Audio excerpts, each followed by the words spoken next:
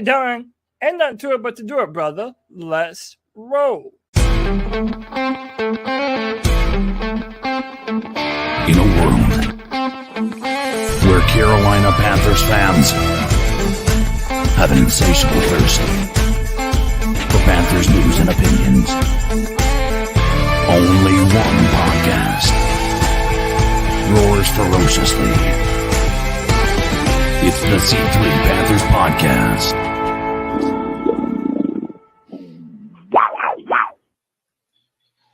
What's up, Panther fans? We're here a little late, but it's Tuesday night, and we're feeling great. Except for, we got to talk about the Carolina Panthers. Tonight's show, the Carolina Panthers are a titan of a failure after a 1-9 start. The fan base, Carolina Panthers, are devouring their own children at this point.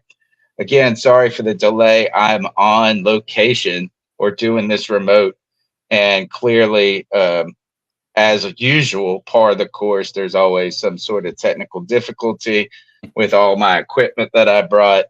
Right now, I'm doing this on my phone and with a pair of Bluetooth earbuds. But anyway, it's Tuesday night, longest running Panthers podcast. I'm here with my homeboys, Cody Lack. Now's your time to tell me, am I sounding loud enough for the listeners to hear me?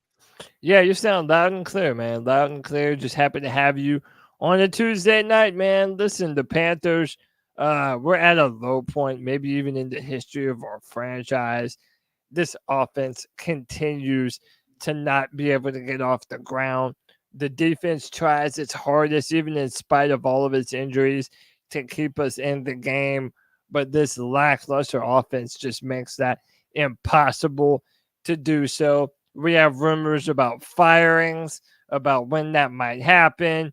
There's all different types of things that we could talk about. But as usual, there's nowhere I'd rather be on a Tuesday night than with my boys talking about the Carolina Panthers and doing it with the best damn Panther fans in all of YouTube. You know them and love them. It's our man, Panther Pickle, Blind Panther Vlogs. Joey, what's up? C3D's Ill Skills, Daniel Berry Sports Highlights, Kristen Ledane, Muscles Marinara Paisan, Panther Gal, Roosevelt Mongo, Shane, the Cardiac 13, TJ, and Underground West. Tony Dunn. Ain't nothing to it but to do it, brother. Let's roll. You're listening to the C3 Panthers podcast. Smash the thumbs up button, subscribe. You can call into the show at 252-228-5098. We're going to do our best to get the calls in tonight, given some of, the challenges of being on the road. The Carolina Panthers have had a lot of challenges, CK, throughout this season, and these challenges have led us to question really the foundations of, in many cases, some people's fandom, of how the Carolina Panthers are going to progress as a football team and how they're going to do it under the leadership of potentially Scott Fitterer and Frank Reich. Are you surprised here as we sit on Tuesday night, 9/11 Eastern Standard Time, that Scott Fitterer or Frank Reich, whatever your choice, still have jobs? Yes. Now the Frank Reich, maybe it's not as much of a surprise that he's still around, but certainly Fitterer. Listen, I don't know that waiting is going to make this team any less of a shit show, right? And listen, I'm not an advocate for people to be publicly humiliated by any stretch of the imagination, but the longer you drag this out, and the worse it gets, it's more humiliating as we go, right? Let him walk. Go find somebody else. Give yourself an opportunity to start looking out there. What else they have to have out there available? The problem that you run into right now is the timing and ultimately what it really does for the team to do that right this second. Is there any benefit? And ultimately, the only benefit is to appease the fans. And I think that's a benefit that's worth acknowledging, because right now you're on the verge of losing them all. Yeah, I think that's about the only thing that would help. particularly when it comes to Frank Reich. I mean, I would have to believe that at the very minimum, they're just going to let him continue to hang himself throughout the season. Naming an interim coach, all of that, all of a sudden, it's not necessarily going to jumpstart the squad if that was the case. I am a little shocked that Scott Fitter, according to people, even like Sheena Quick and John Ellis of the Roar podcast, were not as quick to jump or be ready to pull the lever on the guillotine for when it came to Scott Fitter. So let's go ahead and jump into the show, guys. We appreciate your time here, and happy Thanksgiving to everybody. We'll start off with the most important question that there is. Favorite Thanksgiving side dish? Ooh. CK, go ahead. Side dish. I'm so basic with this stuff. Like I'm not like what most people like. I'm all right with stuffing. Those are all right. I'm not a big fan of many of the side dishes that you'd see from Thanksgiving. My favorite side dish during Thanksgiving is mashed potatoes. Hey, I mean, that is a great, you can't really beat that. I mean, that's a good staple. And on top of that, you get to cover it with gravy. Are you a gravy guy or not is the real question. It depends how good the mashed potatoes are. If you do mashed potatoes right, you don't need any gravy whatsoever. Totally. What about just at Thanksgiving in general, gravy? Yes. Yeah, me too. Especially if I'm having turkey. Turkey's so dry. I need something to be able to lather that bad boy up. That means it's just not cooked correctly. Yeah, exactly. Tell them. Cody, favorite side dish? You know what, man? I'm not gonna lie. I'm a mashed potato boy myself. But man, let me tell you, in recent Thanksgivings, I love a good stuffing, man. One that's done right with some sausage in it, bro. That's undefeated right there.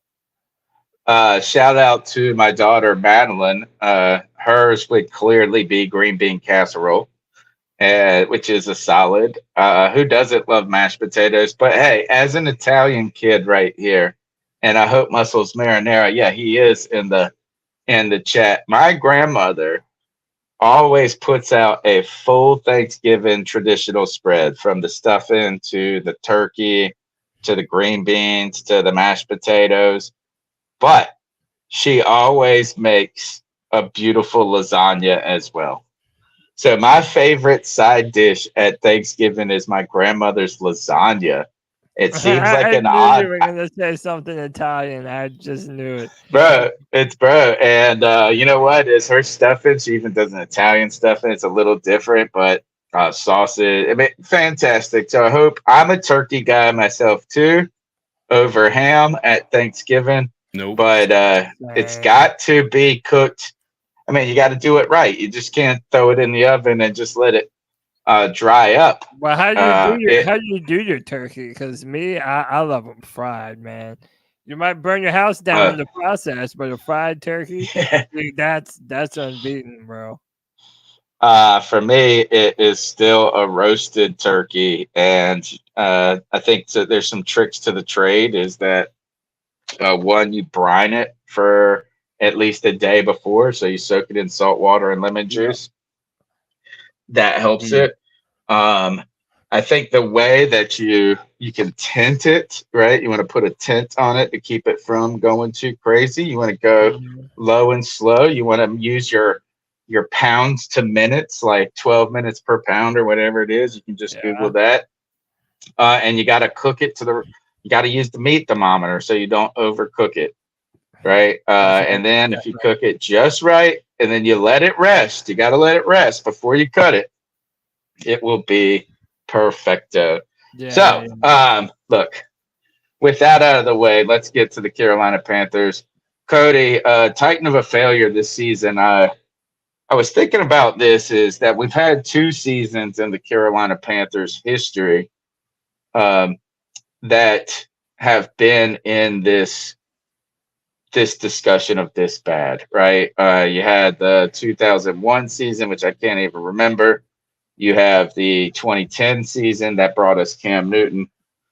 Interestingly, though, the 2012 season, after the excitement that Cam Newton brought in his rookie season, you then had help me out. Who was our center? Khalil, Ryan Khalil. Ryan Khalil Takes out a full newspaper ad before the season started that the Panthers were going to go to the Super Bowl.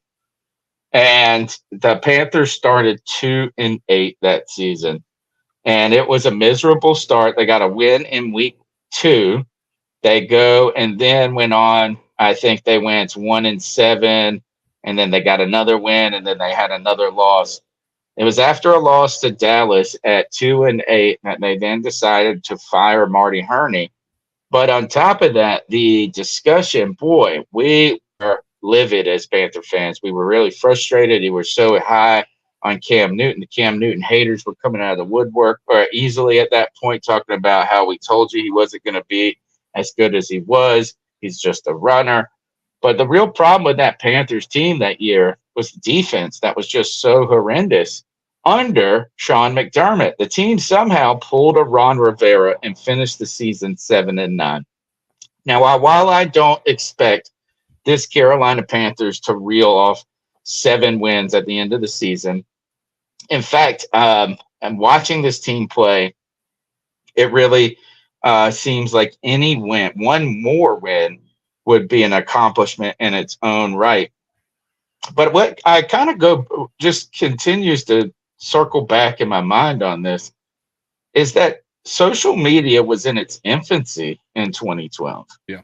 Mm-hmm. The coverage of the teams was not 24/7 all day. It was not people just talk. And now fans on Twitter or X are constantly voicing their opinion to the world, and that opinion and that voice is louder than it's ever been. So a team could suck. And I just think 1-9 in 2012 is not as bad as 1-9 in 2023, given the media coverage, right? Is so heightened. So how, I guess, I don't even know, is like, in some ways I want to try to find some semblance of let's not overreact, even to the point where I want to keep coming back to saying, man, if the Panthers can continue to get more pieces and more things in there, that these guys could put together and lead a team to some success in the future. I just don't know if that time is realistic in this age anymore. Yeah, I mean, and especially when you have, not even just the internet, man, but this quick turnaround that these coaches do whenever something doesn't work out. Right. Dude, this is a success industry. And if you're not living up to expectations, there's no such thing as job security in the NFL. I think there are some people that are surprised that Frank Reich and Scott Fitterer still have their job right now. But alas, here we are. And listen, that we've been sort of chronicling our adventures with what I call the Bryce mobsters, right? Those who would say that Bryce can do no wrong. But now they're all mad at David Newton, because David Newton in ESPN's Power Rankings, where they ask all their writers for every team to write a little blurb about that team, he had some rough words. I said Coach Frank Reich has full ownership of the hot seat now, with the Panthers and NFL worst 1-9 and rookie quarterback Bryce Young looking like a bust as the top pick of the draft. Reich's seat is starting to boil. David Newton. So everybody's mad at him for saying this, but he's also not necessarily wrong either in that he has not been looking great. My question to you boys, and it's a bit of a continuation of last Sunday, and I wanted to revisit this and see if your minds have changed. Do you think that it's time to bench Bryce for the season? Or do you feel this mindset that, well, this is valuable playing time for Bryce, learning the length of an NFL schedule and everything that entails playing football into the month of December through the holidays? Where are you sitting right now? Do you feel like we should start Andy Dalton or just ride it out with Bryce and hope that we can see some form of progression sometime this season? CK, you go. I've been a proponent of sitting him. I don't know that you're going to get any more benefit. Listen, we all agree this is a horrible, horrible situation, right? Because of that, I think that putting Bryce out there, whereas many people are a proponent of he needs to be able to get the reps, he needs to be able to overcome this, there's only so much he can do, right? And putting him out there puts him in danger. It puts his confidence even further in danger. At least the idea of benching him and hoping that a lot of people believe that that's going to cause more of a confidence shakeup for him. And I just don't think that's the case. Patrick Mahomes sat behind somebody for a year. There's plenty of quarterbacks that are elite quarterbacks that were not the starter for their team in their first year, right? So the idea that their confidence is going to be shot because they're not the starter anymore is an asinine thought. And if you can see how a veteran like Andy Dalton is able to overcome what the issues that we have at offensive line and wide receiver, and you can put 2 and 2 together, I think that that's the best thing possible. I just, at this point in time, I don't know that there's any upside to keeping Bryce out there with this offensive line unable to protect him.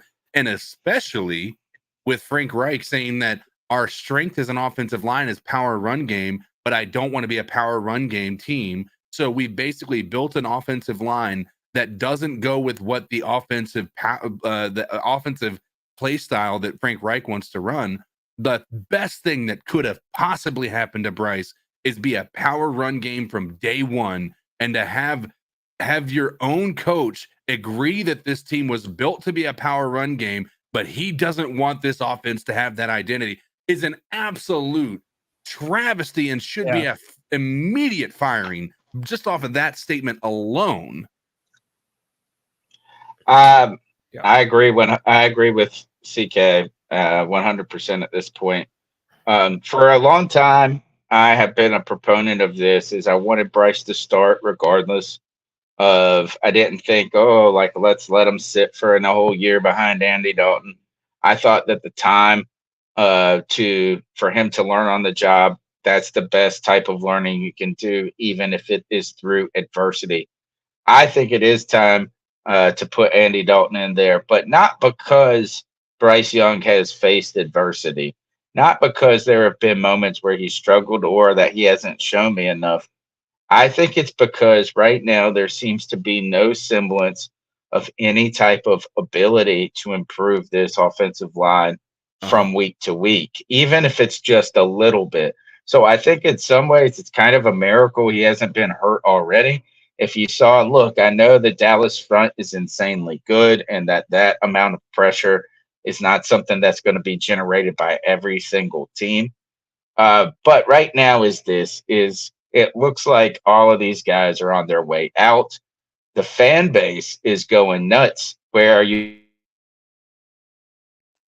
The fan base is going nuts over the potential of words like Bryce and bust in the same sentence, whether that's people calling him a bust or people saying that's ridiculous to say this. Regardless of what he will be in the future, he is going to be part of the Carolina Panthers' future for the next 2 years. And it would be malpractice to risk that just because I don't know, because I thought 2 weeks ago you asked me this question. I say, hey, he can learn. He can learn from these moments.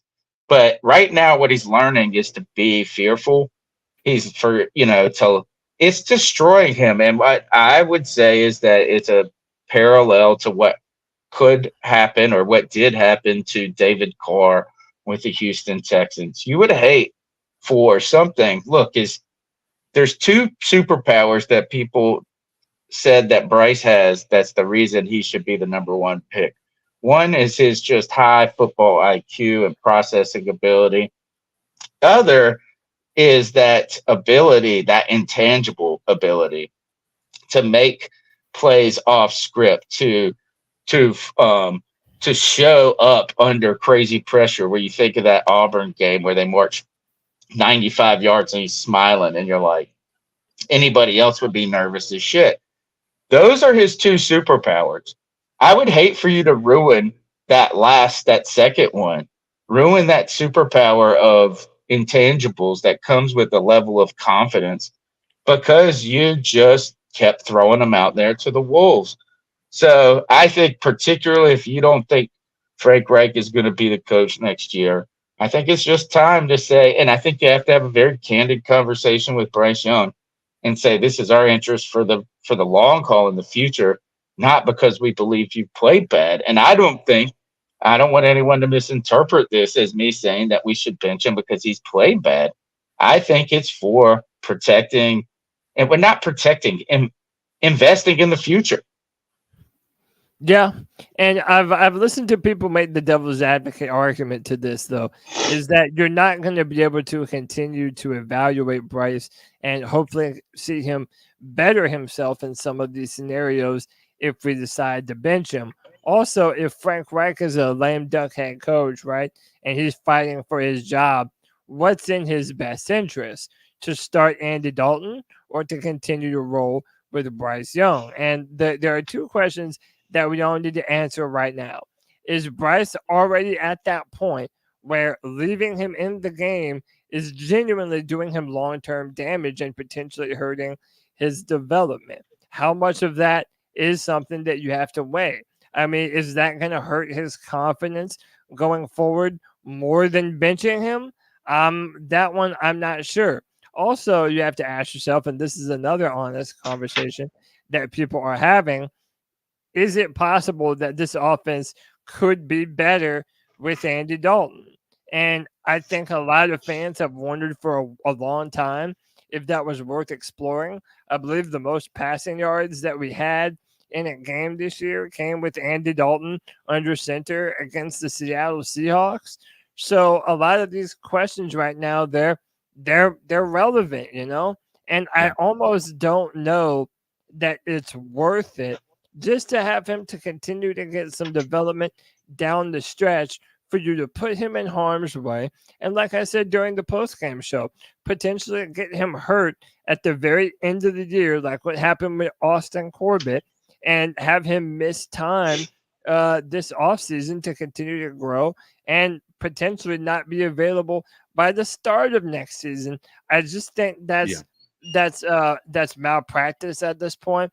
And let's be real, if Frank Reich is not going to be here next year, then why continue to have him learn all the nuances and the fine-tuning of going through Frank Reich's offense if he's just going to have to learn a brand new one next year? I think it's more about game scenarios. I think it's more about the defense, what defenses are doing to you, than necessarily becoming more familiar with your offense.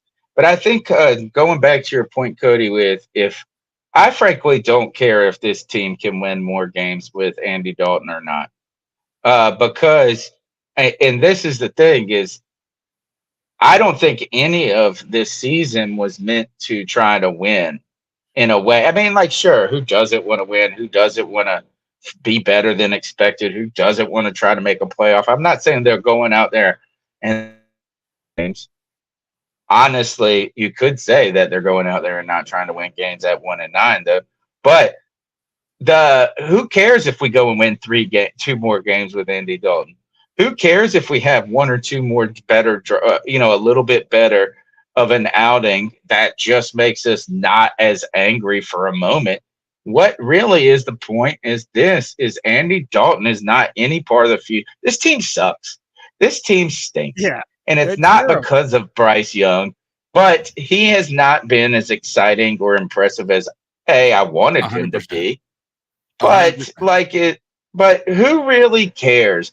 In fact, to me, that's the reason then I think we should bench him. Not bench, sit. Sit is the better word, not bench. But it has nothing to do with us having an opportunity to win. It's protecting an asset. And I just want to say is that, look, I would frankly leave him in if I had any belief that this team could incrementally get better from week to week.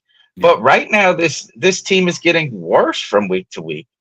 So it's not like it. And so he's going to, that's all. CK, go ahead. Yeah. So my point being, and listen, if you are not a fan of Bryce Young, if you are already convinced he's a bust, keeping him out there does no good for anybody, right? If you are a fan of Bryce Young, keeping him out there, and your belief is that this team is garbage and there's nobody that can succeed at this level. No matter what side of that discussion you're on, it makes no sense to keep him out there. And I'll tell you a couple of reasons why. If your belief is that Bryce Young is a bust, well, then that means he's not elevating the players around him. We have a second-round pick in Jonathan Mingo that we are all shitting on because of his inability to run routes very effectively. His speed isn't very great. DJ Chark doesn't look like he's the guy that we signed him to be. Adam Thielen is slow as molasses. He's got hands like nobody's business, but dude cannot run fast at all, right? So if you believe that all of this is true and Bryce Young is the reason that these guys are not being elevated, then by not putting Dalton out there, you're impacting the confidence of a young receiver in Mingo. Some of these Zavala as a guard, all of these people that are being completely butchered because of Bryce Young, if you believe that is in fact the case. And let's be real, Frank Reich's job's on the line. So there's only one outcome that makes sense right this second, and that is put Dalton out there. If you believe a couple of different, and even if you don't believe that Dalton is going to be a better quarterback in this situation, which I personally don't believe is going to be the case, then same. Right. If you believe that it's just going to be 1A and 1B with regard to how this team looks with either quarterback in there, put Dalton in there. This is a lost season. Move forward. Putting Bryce Young out there does nothing for your team whatsoever. It does nothing for Bryce Young. He's already played 9 games and he has been hit way too many times. It's just there's no. It's amazing he's not hurt. It's amazing he's not hurt. And frankly, let's put Andy Dalton out there to get murdered. Because that's it. Because I don't care if he's 5%, 10% better than Bryce Young right now. Yeah, we all believe that Bryce Young is going to be 100% better than Andy Dalton in the long run. That's why you drafted him number 1 overall. But from day to day, if we just want to win a play, who gives a? That's not what I even care about. The difference right now is meaningless. And also, if this is a lost season, why are you trouting him out there for a lost season? Right. Is it just to get him more reps and more snaps and have him go through an entire NFL season? Maybe so. So listen, I put up a poll in the chat. Should Bryce be benched? And right now, 60% to 40% say yes, it's time for Andy Dalton, as opposed to no, let Bryce learn the hard way. I'm surprised it's so close, to be honest. Yeah, and to give people some context here, again, we're not just coming down on Bryce saying that he is the issue, but again, look at everything around him. This is not lost on anyone.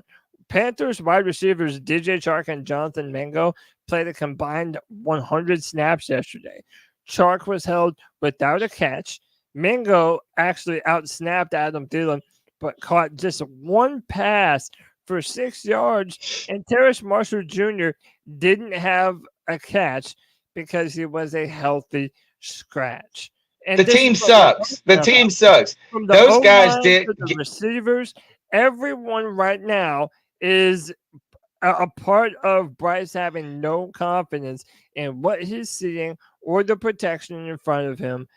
You're right to be worried about Bryce at this point. Frankly, I don't care about the wide receivers. There's a reason they're not getting catches. There's a reason they're not getting separation, because the plays are over before those routes develop. But look, let's be serious here. DJ Chark, just a total letdown. 1000% non-existent. For And this sure. is what we get for believing that Jonathan Mingo, and this is what the team gets for believing that a player who has potential in Mingo is a contributor, all right, out the gate. And then there is a lot to be said. Some people are talking about, I saw a great tweet about how Mingo, his skill set translates to the slot, but it's Adam Thielen's there. So you're putting him in a position that he's not naturally great at on those edge positions. So look, this whole thing is a disaster. But the only person that's going to be on this team next year, guaranteed, is Bryce Young. It's time to protect him. Yeah, and Adam Thielen. White Chocolate says pressure burst pipes or mixed diamonds. Play him. And again, I understand both sides of this argument. I mean, I understand if you're like, dude, we drafted this guy number one for him to not be playing. I understand why some people might say that's kind of bullshit. I do think that it's, we're running the risk of having the start of next season be even worse. Not only do you not have a first round pick, but if Bryce were to get hurt, then it's like you're continuing to, as soon as you take one step forward, you take two steps back. And let's be real, we all know what the real issue is. It's this offensive line. And Tony, it's incredible that we're sitting here saying this might be the worst offensive line that we've ever seen on this team. Like, It's a sad thing. Just when you think that it couldn't get worse, it somehow does. By the way, Calvin Throckmorton was the scapegoat fire, so Fitterer could make David Tepper think that he's still doing things with his team. But they get rid of Throckmorton, who started, 7 or 8 games for them. Now they go to Chandler Zavala, like that's going to be an option. And now, going into week 12, the Panthers won't commit to starting Chandler Zavala. They shouldn't commit. They shouldn't commit, and they shouldn't have released Throckmorton. They should have said, we're going to try a different player at a different position. It is, it's silly. But this is where the concern is that I just don't see a semblance of this line being able to improve even just an inch, right? Is you got a left tackle who is playing a position that where he struggles in pass rushes, but you're a team that's always trailing, so you're always in long passing downs, which puts him in a precarious situation where he doesn't just have to learn how to overcome his shortcomings. His shortcomings are there on every single damn down. And then you look, I mean, it was just there was guys that were just walking through in this last game. So that's why I don't even care about the talent at the receiver part anymore. While I'm not saying those people are wrong in saying that, is that who cares if you're getting separation and mugged? Yeah. And just to kind of go over to continue to stay on the offensive side of the football before we move on to some of the defensive things. PFF put out their numbers on who were the best and worst offensive players of the Panthers this week. How about Taylor Moton with the 79.4 grade? Chuba Hubbard coming in second. Stephen Sullivan, Adam Thielen, and Miles Sanders. Taylor Moton wasn't charged with any of the 7 sacks taken by quarterback Bryce Young. He allowed 2 of the team's 23 pressures and earned a solid 72.6 pass blocking grade. Now, where it gets embarrassing is the bottom performers on offense, man. You have DJ Chark at 51.2. Bryce Young continuing to look abysmal. That's kind of an unfair grade. Well, not unfair grade. That pick How 6 is probably get better grade than Bryce. That's wild. Because he didn't drop the ball. I guess he may. It's like is that pick 6 is why his number is so low. Is that? Go ahead. No, I mean for sure. It's White Chocolate says bench everyone. Burns, Brown, Luvu, and Moten. They probably won't do that, but Can I also comment on? I want to comment on one thing. Is y'all's thoughts about how this team is designed to be a power run team? but Frank Reich is refusing because both Oh Thomas yeah. Brown's scheme doesn't do this, and Frank Reich won't come out and say that he wants to be a power run team. I actually don't have a problem with his position in saying this because, look, as you saw that this team has tried to run the ball throughout the season. In the beginning of the season, they were trying to run the ball and they just weren't effective. Certainly, they've been more effective down the stretch. But to say you're going to be a power run team also means that you're going to try to keep games close, that you're going to try to grind down and win and have some low scoring games. And I just don't see the Panthers be in a position. They're always fighting for, like, trying to come from behind. You can't be a power run team and be down 3 scores. So I think that I thought that Frank Reich committed to the run early in that game and tried to and had some success. We had arguably our most successful rushing game against the Dallas Cowboys. But again, you fall behind and you start to get feeling like you need to catch up. And look, the fact that we're 1-9 right now makes it more difficult for you. You're trying to catch up and win. Like, you don't have an opportunity to lose. Like, every loss means that you're closer to the end of your tenure in Carolina. So I understand, look, is that the Panthers aren't having success in being that spread passing offense and that we need to be more of, like, we want to see that. But I don't think we're really capable. I don't think our defense has the chops to keep us in games each week like that. And we haven't been able to just run at will either. Yeah, but I mean, I'll say it like this, right? You knew that when you took the job last year, looking at the team and what they do well, and he even said this out of his mouth, that you could see that they were doing very well running the football, running that this back power. half of the season. Yeah, the back half of the season. I mean, he literally said that out of his mouth. And then you are continuing to do this thing, I find, both on offense and defense, where you're trying to fit a square peg in a round hole. We're built to run that power run scheme instead of the zone blocking run scheme that we're currently running right now. And then when you add some further context to that, dude, it gets really abysmal. We're trying to be this pass-happy football team, but the pass block grade on offensive linemen in true pass sets, exclusive plays with less than 4 rushers, play action screens, short dropbacks, and time to throw under 2 seconds. The Carolina Panthers are the 31st worst ranked offensive line in football in those regards. I don't know how the New York Giants are rated worse than us. I mean, it's just absolutely abysmal. And then to top it all off, this run game, like, it's not complimentary football for our offense at all. The rate, so this is a chart of the rate at which each offense is earning a brand new set of downs, and the Carolina Panthers are 25th at only 67%. So the reason why I think CK and so many other people are so confused is that you're trying to force your team to be this pass-happy type of offense, and literally none of your personnel are designed to do so. Not in pass protection. Your receivers aren't getting separation by themselves, and you have a rookie quarterback that's struggling mighty right now. And it really feels like Thomas Brown and Frank Reich are doing nothing to make this situation any better than it is. I think that's a little. Oh no! You know what? He was about to come in with a he was about to contradict your statement, Yeah. and the StreamYard said, "Nah, we're not having it." Cody made too many logical points there. Yeah, the football god said no.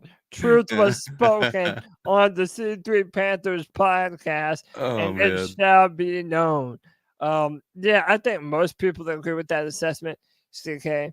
We'll see what Tony has to say as I see him reconnecting right now. But shout out to our boy, Mr. Strats, from 99.9 The Fan. Apparently, the Sharks are circling the Panthers head coach job. Really interesting to hear Tim Donnelly talk about it. Yeah, CK, there were a lot of reports that jobs might be on the line. And I'll try and find the clip. Yeah. There was one of, I believe, Diana Rossini talking about the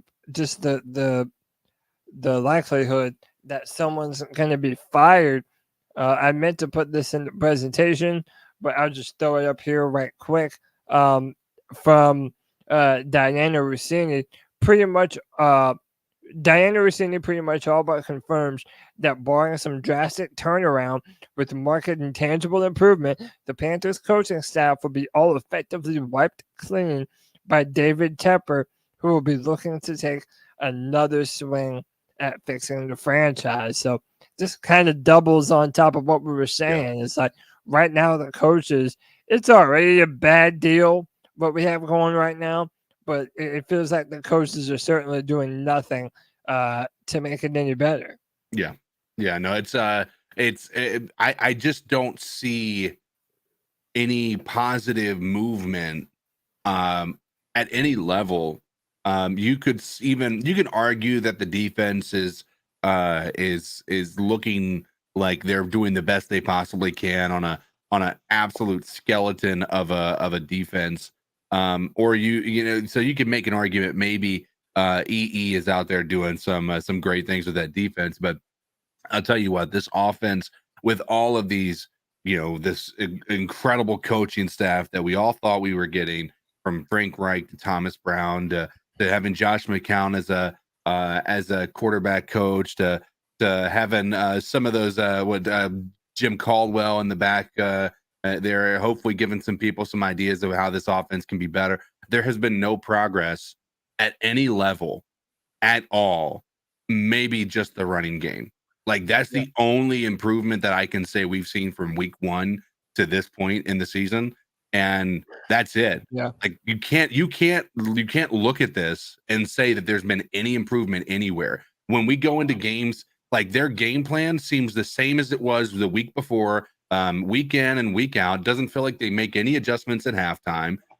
Listen, I know that there could be, very minute changes to a scheme, to a game plan, to how they're going to go one week to the next. But man, I tell you what, there's been nothing visible about this team showing that the coaching has elevated its players to be a better, perform at a higher level. Yeah, and Tony, I'm gonna let you get off on this, but when you look at this past game, we had that 17-play drive, marched down the field, and got a touchdown, and it was doing what we already have been wanting to do, running the football and committing to it. We were able to march all the way downfield and get a touchdown. If anything, you're controlling the clock and keeping your defense off the field.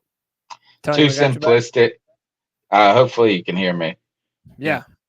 Too simplistic of an interpretation in my eyes, and I'm not trying to be to dump on you by saying that. Is that Bryce Young had 29 passing attempts and we had 21 rushing attempts in that game. It's not like this was just an insanely lopsided pass game versus run game. And you got to know that when you're behind multiple scores, you're going to have to pass more. The other thing is that it's not like we just ran the ball with will. We had some good running plays on that drive, but it took every single thing we had. We converted like 3 4 downs on that drive. It wasn't like you were just like, oh, we're moving, we're getting the ball moving, and then this dummy starts calling pass plays. And so I understand that people want to see the look is that the team that's the only thing that's gotten better is the running game. And that's Chuba Hubbard has looked tremendously better this season than he's looked in the past, in my opinion. I think he's the only player that's gotten better throughout the season. But CK, to your point about the coaching staff and the game plan, I think those are all fair criticisms, but I almost don't think like we have an opportunity to see a game plan develop at any moment. I don't even know if it's not because they have a game plan. It's just because it's just disaster from moment one, whether it's getting sacked, whether it's penalties, whether it's a turnover. It's But like Tony, nothing has gone right in these games early to where any sort of rhythm, like even when the defense makes a good play, the offense can't do anything. And then it's right back to the defense. Anytime the offense does anything that's noteworthy, the defense is giving up 7 yards a chunk on a carry or something. It's hard to see a game plan when like the whole thing is just a fucking shit show. yeah, but you also have to be able to adapt. And if you look at guys like Ike McQuan, who's struggling mightily this year, you don't know who your left guard is. Everybody has been thoroughly disappointed with Bradley Bozeman. Now, even Austin Corbett isn't looking great. Don't you think that there's some legitimacy to the argument that this offensive line, as is, which, by the way, for the most part, is under contract for the next few years. So even if you wanted to upgrade this O-line, you're probably going to have some dead money somewhere along the line. Don't you think that there's some credence to the fact that they just aren't built well to be a pass-protecting offensive line when their strengths are more suited to be that aggressive downhill-style rushing attack? And, I mean, that's literally what they were successful doing last year. One of the things having issues. Go ahead. One of the things I would say, and we had I can't remember, one of our guests had talked about it, with us having Bryce Young, you really have to invest in your guards, right? You have to make sure that interior is not able to push that pocket, collapse it from the interior, because that, when you have a shorter quarterback, his need to be able to stand in the pocket for a little bit longer, maybe even watch plays develop, is going to be way more important than the edge rushers that we're seeing. As you can see with these the pressures that we've seen, for the most part, it's been through the interior. It's not been a lot of the coming around the edge that's really getting home. That happens, but it's like when we talk about the Cowboys game, that happened with a lot of stunts that came up the middle, just running through double teams in the middle between Bozeman and Zavala and all that stuff. Again, I'm not saying that Icky didn't look bad last week either. He didn't look great. He certainly looked worse than he did the week prior to that.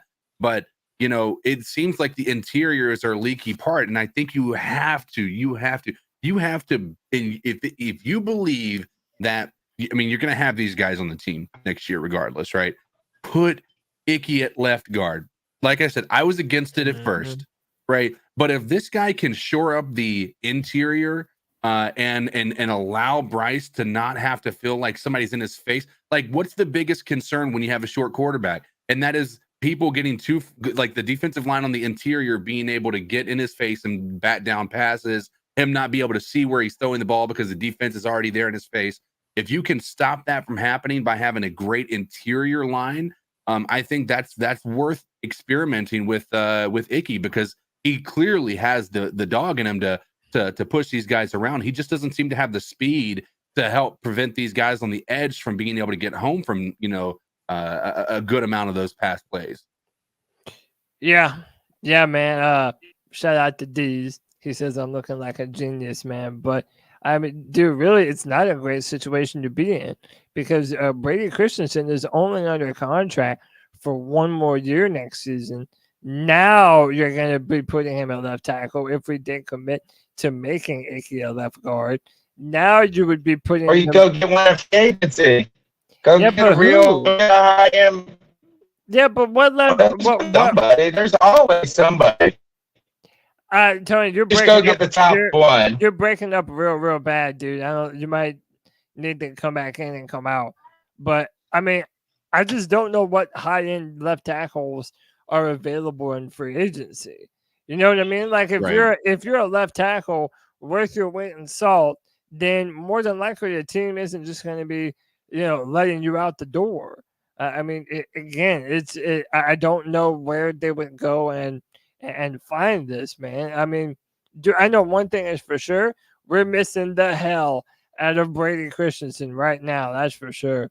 I mean, listen, there's only one difference between this offensive line right now and what it was last year, and that's Brady. I mean, it's hard not to look at where he was and where this team is now, and think that he didn't have a big impact on how this team performed. I'm not saying he was the catalyst. I'm sure he had some faults in how he played last year, but dude, I mean, we didn't look nearly this bad. Even at the beginning of the year, it wasn't when we were defending Baker Mayfield because we were saying the offensive line wasn't doing great. This offensive line still didn't look this bad.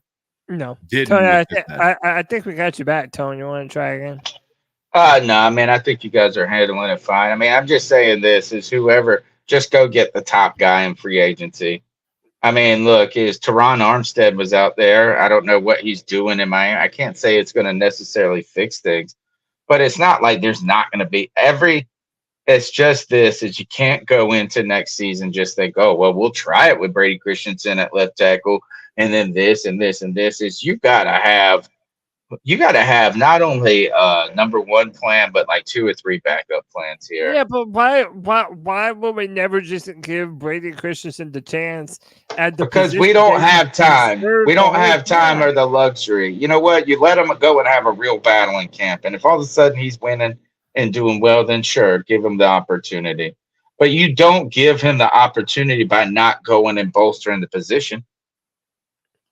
Yeah, I mean, I just think that the resources, I mean, we're gonna. There is nothing more important than upgrading this offensive line. There is zero things that are more important than that. Yeah, but remember, as I said earlier, though, right now you do have money wrapped up into this offensive line.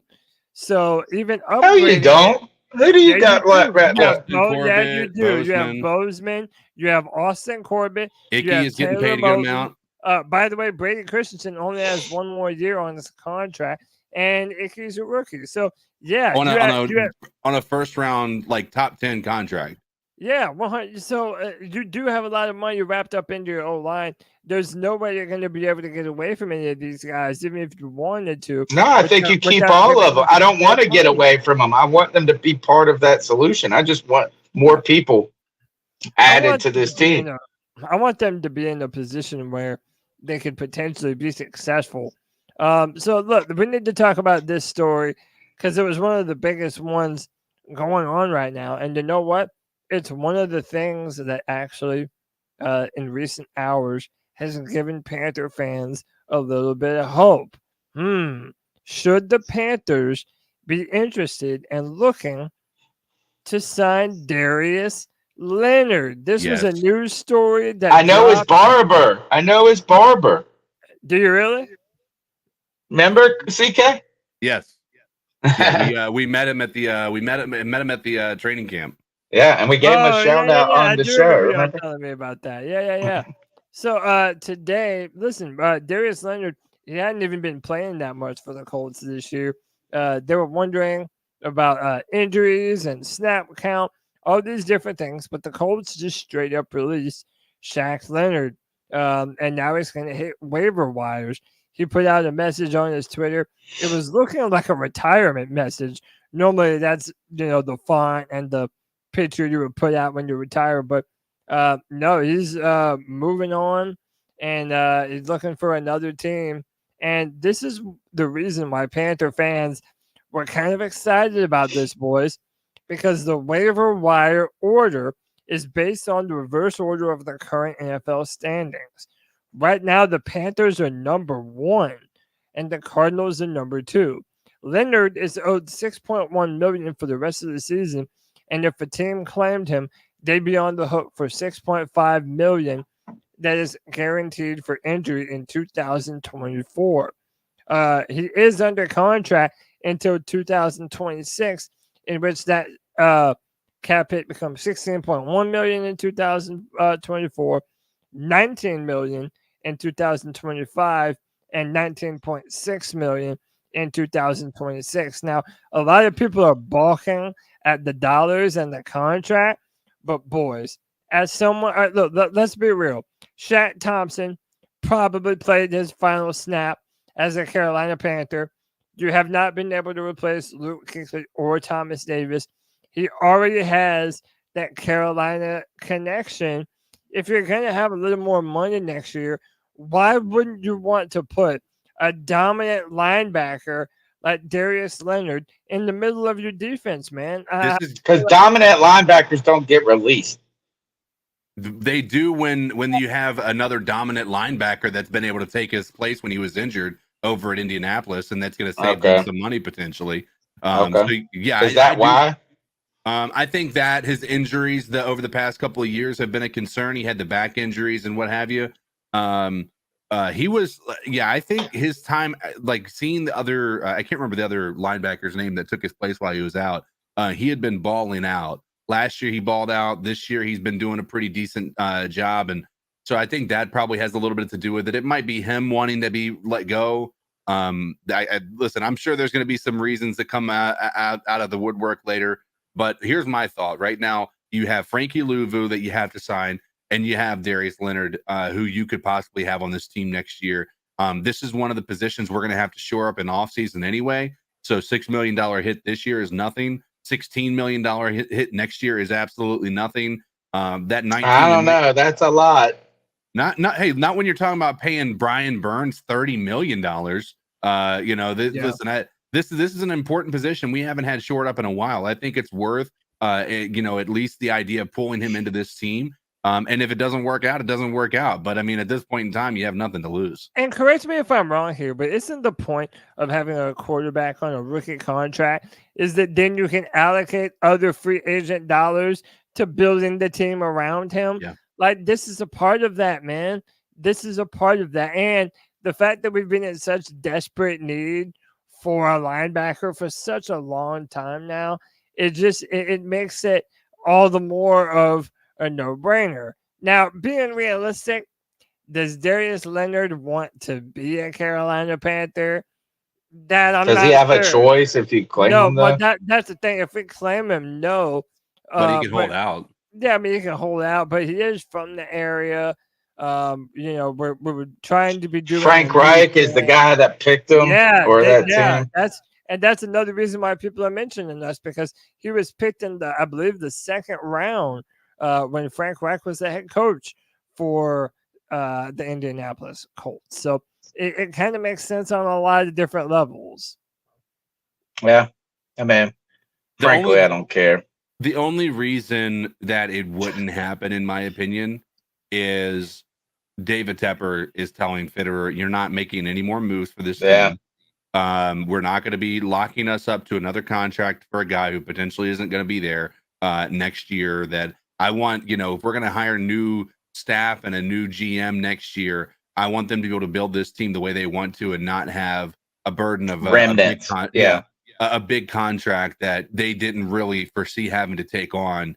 Right now, if you look at the Panthers, we are a blank check to a GM and a coach. And what I mean by that is you're not held. You don't have anybody on this team that has some crazy contract for 5 years that's going to make it impossible for you to build the team the way you believe you think is going to be best for this team. You may not have a number 1 overall pick next year, but you have a lot of pieces that aren't necessarily a guaranteed contract next year that you can get rid of and replace if you needed to. So if he's claimed off waivers, his contract goes with him, you're saying? That's not the guarantee money. And then if he clears waivers, then he'll become a free agent, right? Right. Okay. But that's if it clears waivers. I mean, look, is that anything? Anybody could make this team a better. I'm not saying that somebody's not going to make this team better. It's just, but right now, I don't even know. You would have to really believe that he could make this team better in the future, more so, because right now I don't really care about anything this season. I think this is like what I would say is every dollar that we can save at this point for allocating to really good players in the future. I would hate for $4 or $5 million to be a problem for why we couldn't get that left tackle, whoever that free agent big one is, or why we couldn't, get a high-end guard, or why we couldn't sign Brian Burns, because we dilly-dallied and tried to spend just a little bit to make this season a little more pleasant or less miserable. But if you could see him being a part of a defense that needs some veterans in the future, I just feel like $16 million for a linebacker is significant. Yeah. So look, we only have 4 more slides, and then we can do cat calls the rest of the night, Tony Dunn. How about that? We got to do prize picks before we get to the calls, too. Absolutely. So on our defense, I showed you the amount of times that we're converting first downs on offense.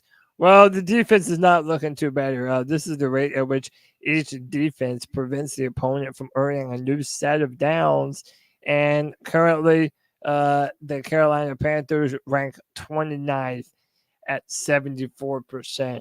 But guess what? They also only rank 3% at turnovers. This defense isn't as good as people want to believe it is. Amen, CK. And you know what? Just 4 or 5 weeks ago, you said that defense was the real problem on this team, and then the offense just went so shitty over the next couple of weeks. Yeah. You can't say that anymore. But the defense isn't good; they're just better than the offense. They're just and that's the only thing we can hang our hat on. Like when you're more excited to see your special teams unit out there on the field than you are your offense or defense, you have a problem. Yeah, 100%. Now looking at the highest rated PFF members of our defense, here's how it shakes out. Troy Hill continuing to make a name for himself, looking good at 90.9. And look, someone else that we need to give some more love, and that's Derek Brown. And listen, he didn't get a lot of love during the game because everything else is going so terribly, man. But Derek Brown, he was throwing around Zach Martin, one of the best guards in the NFL. Derek Brown was looking like a man amongst boys. I mean, listen, I'm even getting to the point where I feel like he might be our most consistent defensive lineman. Without a doubt. I don't even think it's close at this point. Yeah, more than Brian Burns, I say at this point. Look, is that once we mention Brian Burns' name, we're going to have to get into this whole long rigmarole of, well, he doesn't have anybody to help him. Blah, blah, blah. I think this is that the fact that the Panther teams have had leads against us does hurt Brian Burns because we're not getting teams in tough. We're not doing what teams are doing to us. Yeah, they're not they're not behind in the game, in the points, and they're not behind in the chains. So, like, you can't sack a team that's running the ball. You know, you can't sack the running back. So, I mean, look, is there some real credence to, like, why maybe Brian Burns' production doesn't match his capability? And that might not entirely be under his control. Yeah. But at the same time, Derek Brown has been consistently getting better from year to year. He just doesn't play a sexy position. No, he doesn't play a sexy position. But he has been a steadfast, position. He's great in the run game. He impacts the pass game from time to time. But he does what you want an interior lineman to do on this defense. And I think he's done it incredibly well. We haven't called his name for missing tackles. He hasn't been a liability, and he certainly only presented himself as an asset up to this point. Troy Hill being at that rate, Troy Hill has been an interesting cornerback in this offense, or this defense rather. Been a pleasant addition, addition to this team. He has, but I think we have to start to trickle our eyes down to the bottom of the defense and peek who's at the number 14 spot, because this is not looking great. Dante's giving up. Look, this is the problem with playing corner, bro. Dante Dante take it away, man. He has a good game, and then he'll follow it up with a dog shit game. Well, yeah, and look, that's why corners get paid the big bucks, dude, because they get out there and when things go wrong, everybody watches them on Sports Center. Everybody sees their failings. I think for Dante, though, just to look, is that he's not meant, nor was he ever meant to be the number one corner from the time we drafted him throughout, right? He was supposed to be a good second corner, maybe, or a guy that's going to be a nice rotational piece. I mean, yeah, you signed him to be a starter, But the fact of the matter is there's no other corners out there that have any experience. So Dante he's got a tall task each week that he's not well suited for in the first place. But the problem is his performance wasn't against CeeDee Lamb. Like Troy Hill was on CeeDee Lamb a lot last night or on Sunday. Like I don't think Dante Jackson was really. I think he was going up against Gallup, which Gallup is a good wide receiver. Fast, don't get me wrong. Yeah. But I mean Dante Jackson, he wasn't a 41.6 PFF. Like no matter what you think about them, the fact that he's rated that low is pretty concerning. I think too, CK, with one of these is that Dante is the type of player where he's good, he's not great. Right. And good, not great players look really bad on bad teams. Yeah. And like Trey Boston looked really good on a defense where there were really good players around him. But then you put him out there on a team where they don't have good players and he's the best player on that defense. All of a sudden he doesn't look as good anymore. So I think Dante Jackson would be a good player on a good defense. It's just he's not on a good team, and that shows that he's not a great player. How has Deion Jones fallen so far down the totem pole in his performance in the NFL?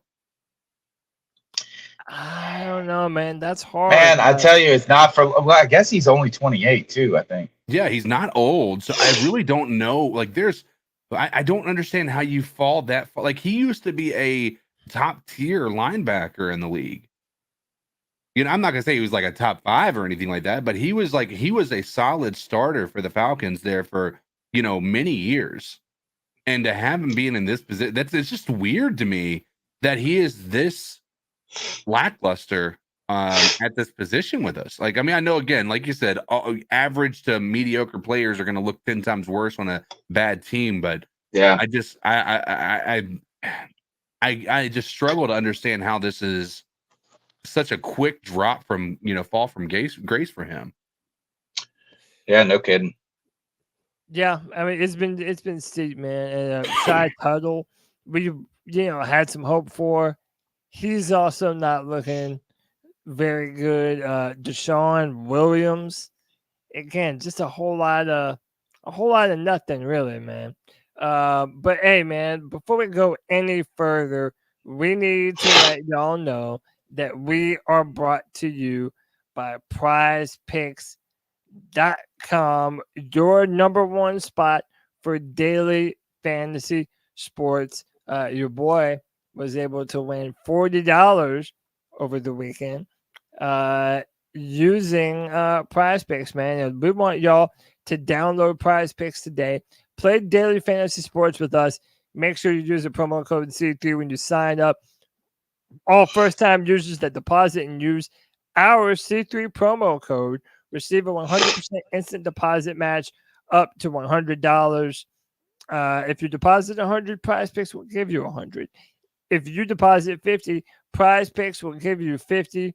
That is PrizePicks.com. While y'all were talking, I was kind of putting together my own little projection list for this weekend. Right now, they have Christian McCaffrey.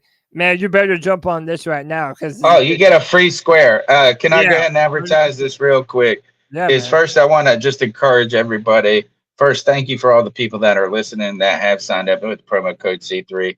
But if you are interested in the opportunity to make some real money and play daily fantasy football sports, I can't ask you enough to use the promo code C3, because every time someone uses that code, they are able to see that these segments are drawing interest to their platform. This is the second year we've had PrizePicks as a sponsor, and we would like that to continue into the future.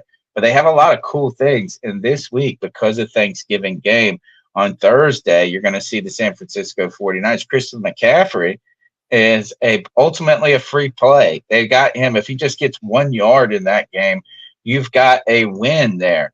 So what you can do is the way that the daily fantasy football works is you just got to have multiple entries from multiple teams, a minimum of 2 entries of 2 players from 2 different teams, and you can up to double your money.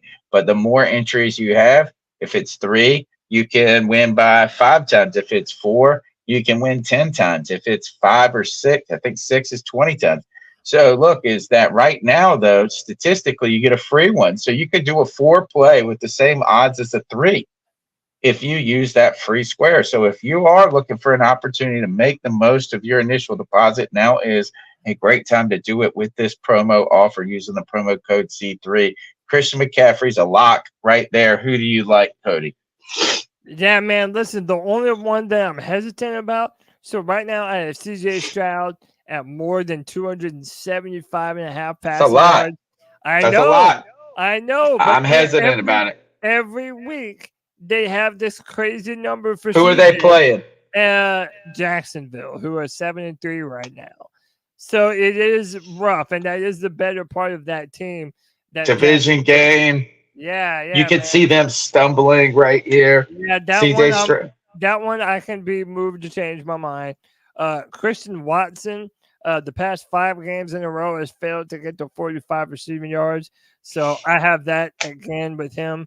They're playing Detroit. So who's he play for? The Packers. Okay. And shut up, Anthony. I haven't taken a Jaguar or CJ Stroud in the past few weeks, dude. So who knows what you're talking about? And I got Travis Etienne at all he has to do is get 1 touchdown, either passing, rushing, or receiving.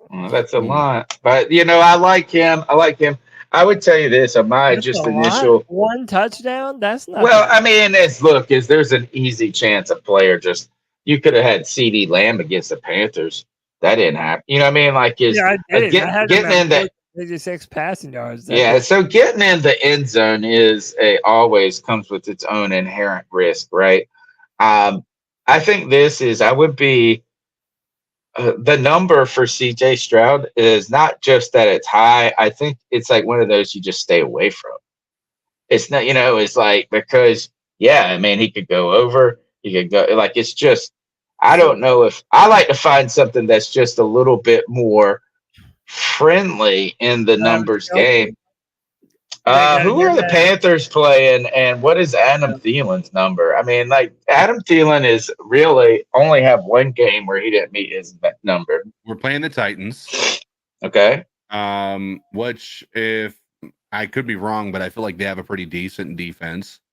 They got him at 70 yards. I feel like that's way. That's too high. I don't like that. Yeah, Bryce at 200. Man, I almost go Bryce under there. Less than. Yeah. Okay. All right. I don't love the CJ Stroud, but I like your other picks on that list. Why don't you let's peek around a little bit just real quick. Remember PrizePicks. Tell them what this $20 would do. Is normally 4 picks at $20. Do you have 4 or 5 in? I have 4. 4. Look at this. $20 pays out 10 times. Right? But think about this, is really you're getting a 3 picker that pays out 10 times. So we just got to nail these other 3 real quick. Is just get out of the Panthers altogether at this point. And I'm sitting here just saying, leave it there while we figure out the next one. Go to receiving yards. I'm thinking about I think it's dangerous. I think a division game. I think Jacksonville right now is going to try to show Houston that they're the real contender in the division. And they lost to Houston the first time around. So they're going to be. Dude, I'm thinking about Xing the CJ and putting Bryce less than 202. I mean, come on, has he gotten to 201 times this year? Yes. No, yes. It's been the last 3 games. You just never know. It's just like every time he does terrible. But I got in this with Baker last year. It was just like at some point he's got to be pretty good. This one's tough, man. Go just look around the NFL. Yeah, I mean, I wouldn't pick Bryson more than that. Wouldn't feel great to me. What are the Thanksgiving games? Thanksgiving are Commanders, Giants. I would like maybe What are the Commanders receivers? Look, Sam Howell. What's Sam Howell's number? No, the Commanders just played the Giants. The Commanders play who No, I think on Thanksgiving? the Commanders do play though. They do. I don't know. I forget who they're playing though. I'm not Dallas. Is it Dallas? Oh God. Yeah. It Yeah. is. It's Dallas. It is Ooh. Dallas. Hey, look at Sam Howell passing numbers and maybe go less. All right. He's gonna be getting sacked. Mm. I don't know, man. Ron Rivera's on the hot seat, man. You never know. Riverboat Ron I know. might show What up. about the Lions? I love golf. Golf is always a good play throughout the season. Let me see what Howell is.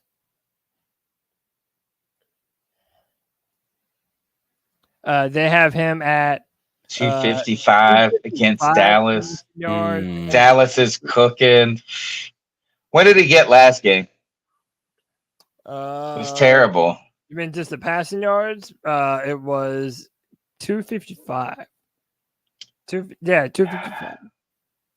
Yeah. Look, he has played. Look at the teams he played though and did well against. Yeah. I don't like him. I'm not trying to mess with Dallas, dude. That Dallas is starting to get good at the right time too. But I would say less than right now. Every week I've wanted to take Stroud and more on the passing yards. I don't do it, and he breaks it all the time. But I'm thinking taking out that Stroud one and going with Bryce and doing less, man. All right. I almost would put Stroud less, dude. Stroud less than 275 too. Boom. Get a 5 picker in. Both of them. Maybe. I don't know. That's what I would do. Now, if I hit on all 5, then it's still 10-time payout. But it's a flex. Right. So if it immediately becomes a flex. The other one wasn't a flex. But if I go to 4, if I get 4 correct, it's 2 times. 2-time multiplier. I don't know. It's your money. You do it. This is your week. All right. I'm gonna go for the gusto, man. I'm gonna go for the gusto. I think I'm gonna Go with your gut. Go with your gut, dude. Just go with your gut. Oh man, that is tough. All right, I'm doing it. I'm doing all 5. Dang. There you go. That's PrizePicks. Use the promo code C3, guys. Please help support our sponsors as we continue to grow in the podcast. I got to tell you, the fact that we've had so many viewers. What's our numbers at right now? Right now we're at 106. We had 120 a little while ago. We appreciate y'all for hanging out with us, man. Tony, I told you that I can make these cat calls work, and I can because I am the producer extraordinaire, brother. And I've got you covered. Let's jump into some of these cat calls. What do you say? Let's do it. Yeah, if you would like to be a part of the conversation, call into the cat calls line at 252-228-5098.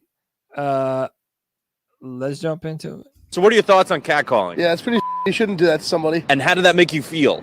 Very uncomfortable. So how do you think catcalling makes the person feel? It feels good, like. Who's that cat sitting in the back corner with his face buried in his nose? Who's that kid that can use one?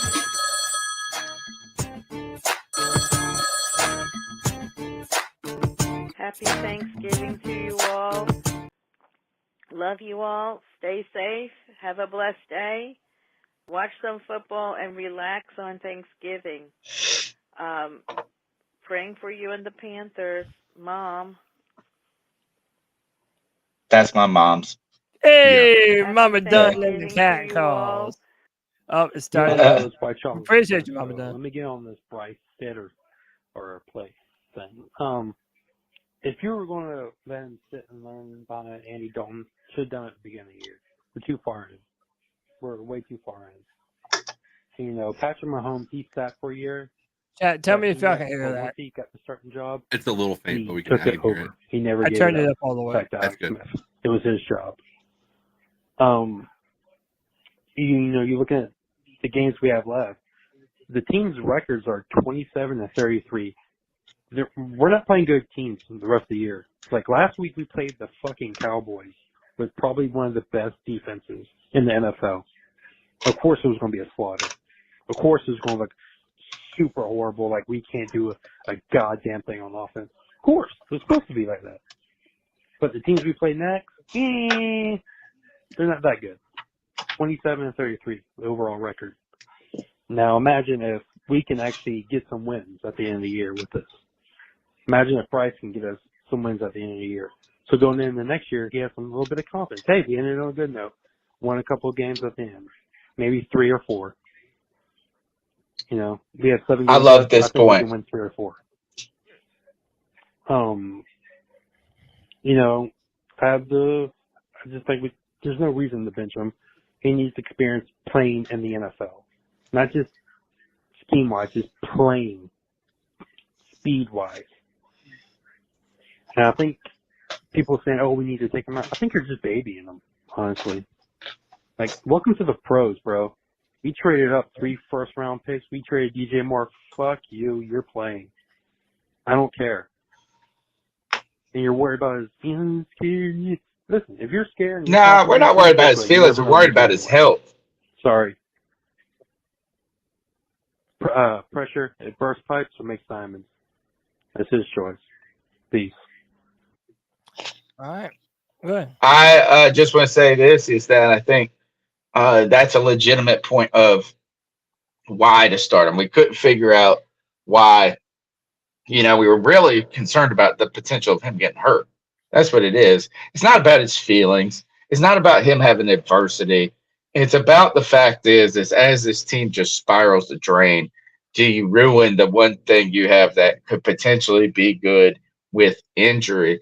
But he does raise a good point, is that as you enter teams that suck, you get to play the Saints, you get to play the Falcons, you get to play the Bucks, you get to play these teams that just haven't been good. What if you could get some wins and develop a little confidence and momentum for Bryce? I think that could be a good thing. It almost goes like this: is let's trot him out there 1 or 2 more weeks.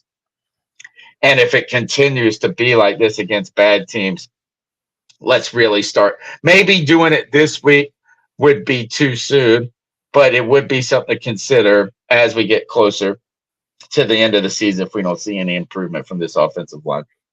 Yeah. 100%.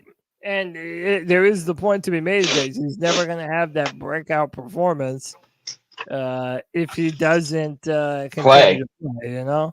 Yeah.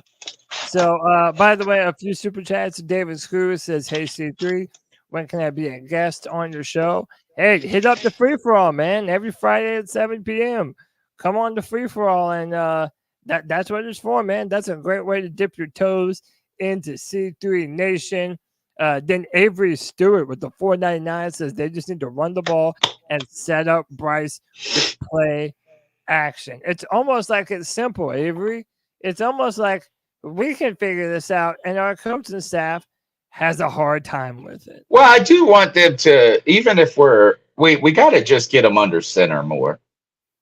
Jake DeLome talked about this on the radio broadcast, is that under center makes the defenses play differently. And that's here is we haven't had 6. It almost like it was this. Do you remember, Cody, when we said if you draft Bryce Young, you're going to be predominantly in the shotgun? That's what you said prior to us drafting him, and when we drafted him. That's almost like a presupposition that not only that we had because of what he did in college, but also because of his size, and you're thinking, hey, man, this gives him an opportunity to better see the field. But it almost just feels like the coaching staff felt that too. Right? It's like go against the grain, put him under center. He hasn't been bad under there. And that's where you can get the run game going more, like a more honest running attack. and you can set him into some positions where if that running attack starts to hit, that you can play action. You can't play action when you're not running the ball. You can't play action out of shotgun. Yeah. And hey, how about look at this? The boy White Chocolate said that he just won $200 on PrizePicks. Hey, y'all, get in on that action, man. Do we get fans telling us how much they're winning on PrizePicks all the damn time? Let's take another call. Hey. You know who the fuck it is. Buika. Oh, shit. Sorry, my bad. Damn, y'all know I stay smoking. I was holding that shit in the whole motherfucking time. This talk of we should bench Bryce the Truth Young has got to be the most asinine, dumbest, moron shit I've ever heard in my entire motherfucking life. Y'all pick up your fucking nuts. Like, oh my god, bro, like, the fan base is just turning into a bunch of soft fucking pussies, bro. We're talking about a light-skinned nigga that has played at the highest level at every fucking every stage of his fucking collegiate career, and you're over here trying to say, it could hurt his mental, or it could hurt his development, blah blah blah blah blah. Y'all sound so fucking soft. I don't fucking know. You leave his ass in there, bro, and you let him fucking get through the bumps and the fucking bruises. The fuck is going on here, bruh? Practice.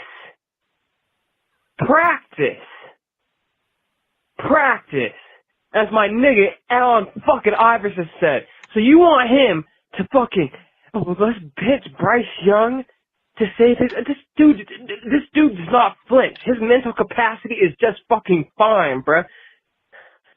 This is his rookie year. He needs to get through this year on top of his 2 fucking feet unscathed, bruh. I'd rather have him go through all this shit right now than in his sophomore fucking year. The fuck are we talking about? Y'all sound soft as fuck. Pick up your fucking nuts, man. My God, y'all turn into some soft punanis, bruh. What the fuck are we talking about here? So Cody, like, this agenda that you're trying to push is fucking dead, bruh. It's the biggest cop-out I've ever heard. This development project. No! Let the motherfucker develop. Let him go to the fucking fire. He'll be fine next year. I want him, his 22-year-old stuff, if he is 23, this is his rookie. I want him to go through this shit right now. The fuck? Man, you won't be saying that with a torn ACL. I'll be fucking calling it all motherfucking night. What the fuck y'all talking about, man? The prime goes before the fall. Hey. Oh, man, let me pause. Oh, it's going to auto. I think you got it on either auto play or something. Look, is that, you're misinterpreting it. Because nobody has said to protect him, and nobody has said really because I guess there have been some things is like, are you stunting his development by getting him, like by him not learning anything that's good? But the whole thing is this, if this guy has a blown out ACL, that's what it is. Is that like, what are you going to be called? You know what is the first thing that every person who says Bryce the Truth is going to say is, y'all ruined him. You ruined him. You put him out there to get slaughtered. And so look, is basically it comes. But I think there is wisdom in some of the things that G Baby always says. Is that is him surviving this season could instill a degree of confidence of his durability, his ability. I feel like G Baby is so dismissive of how absolutely dog shit Bryce is playing. And we know that he was Bryce's number 1 fanboy. And the fact that he makes it sound like it's the dumbest idea in the world to bench Bryce. Meanwhile, he's under a lame duck head coach. He's behind one of the worst offensive lines. He doesn't have receivers that are separating. And now he's missing wide open receivers literally every game. Literally every game there are plays to be had where there is a receiver open and he is not hitting them. It is starting to be a compound effect that I feel is getting worse over time. I think there is something to be said for saving his health, saving his confidence, and not putting him through this torture anymore. And I think dog shit is. I think Judge dog shit is exaggerative. No, it isn't. It's absolutely. He's been playing like. Well, how has it been anything better than dog shit? How? He's not been playing well. No one has. Yeah, but saying dog shit is like I think that's a bit of basically when you say he's playing dog shit, it puts a lot more onus on Bryce Young than it does anybody else. And Bryce is going to take that, right? Bryce is going to agree with you. Bryce is probably going to say that. But I also think the idea that he's missing wide receivers in every game, every single quarterback in the entire NFL does that. Right. So you can't also in the same breath say that he's not hitting his receivers because he is. He isn't. And he hasn't been good. He hasn't been good every week when I do the film rooms. Okay, fine. He's not making, but dog shit is exaggerative. Dog shit is exaggerative. Playing like dog shit on this team right now. Okay. Well, that's fair. That's fair. He is playing. I just would say he's not playing good. He's missing open wide receivers. He is. I think when you say it like that, you're going to invite the people that are coming at you all day long to say the agenda thing when you're actually making a legitimate point that he's not playing well. Look, but no one's playing. I just don't disagree with the use of dog shit there. But hey, next call. Yeah. I mean, I don't know what term would be a better term. But what up, below guys? average. This is Deez. Just underwhelming for me tonight. Not a whole lot I wanted to get into about the Panthers being at 1-9. I don't have a whole lot of energy to give those guys. I did want to say that I'm thankful. I'm thankful for the C3 Panthers podcast. I'm glad that we've got a community that people can join and share and be a part of and enjoy the friendship and fellowship that comes with C3. There's nothing like getting together with some good friends, whether it's on a Tuesday night at 9 p.m. or it's on a Friday night at 7 p.m. on the free-for-all. Or the post-game show after these tragic games that we watched all along this season. Unfortunately, Carolina brought in a brand-new coaching staff, set it up to the number one position, drafted a quarterback, and we've seen little changes as far as our win-loss record and, of course, our productivity on offense. We'll certainly see the fallout from that probably later on this season. We didn't see it during this holiday week, which a lot of people expected. But given it was a short week, that's why we didn't make that coaching change or that GM firing. That'll be the first thing to happen. We'll get rid of the Scott Fitter as GM, and then hopefully that GM will pick a head coach, and we'll move forward from there. I could get into the banter about how Evero is done, and maybe we should keep him a head coach. But instead, I just want to wish everyone a happy Thanksgiving from the C3 Panthers podcast. It's a great community. We want you to join and be a part of it. Remember to like, subscribe, and share to the podcast itself. It really helps in the algorithm. Along with that, you can become a super fan for just $1.99 a month. Come and join us. Be a part of C3. If you want to join that C3 Army and you're on X, put that C3 in your name. Let us know if you'd like to join the C3 Nation chat. We have shows twice a week. One on Monday at 6:30 and then one again on Thursdays at 6:30. Of course, this week we're going to be observing the holiday and spending time with family and watching football. But we'll catch all you guys on the Friday free-for-all, 7 p.m. Check us out. All 10 pounds heavier and bloated from this great big Thanksgiving meal coming up. Happy Thanksgiving, C3. Keep pounding. Can't beat that guy right there. Deez, we love you, man. He's the best, man. Happy Thanksgiving from C3 Nation. Don't forget Pickles call too. That was that first one. I don't know if you remember it. Anyway, they have those spaces, man. Those spaces, I'll grab it again. Yeah. Okay. Let's go on to the next call. Thank you, Deez. You know what? You just did all the legwork for me right there. Yeah, dude. Deez is the homie. Hey, that's why he's called the brand ambassador, man. Surpass Ray Caruth as the biggest piece of shit scumbag villain in Carolina sports history. Yep. Agreed. Wait. Let me play that one more time. Has David Tepper surpassed Ray Oh. Caruth as the biggest piece Oh, of God. shit scumbag villain in Carolina sports No. history? I didn't No. hear that first part of that. Yeah, I definitely can't say that. Has No. Caruth? No. No. This is Ray Caruth is the worst type of story that you want associated with a football team. Yeah. Yeah, Or with any story in life, to be honest. One that so no. yeah, me too. But would we rather have? How about this? Would we rather have stoic ass Jerry Richardson, who we thought was actually a robot at one point, or just a stoic? Like, I thought at one point that Jerry Richardson was what is it they call when you get with an animal stuffed? You get a taxidermied. Yeah. Yeah, I thought he was just like. I was wondering whether or not he had a stroke in the owner's You know what? But he had a little dog in him. He'd be like, "Turn around, baby. I want to see you in them jeans." Let me see them jeans, little shawty. And by the way, thank you to David Screws with the $2. Says, put Deuce Staley in at coach. See what happens. Where's the life? Well, you know what? We haven't seen him a lot. I haven't seen any pressers with him. I haven't seen any demonstrative moments on the sideline.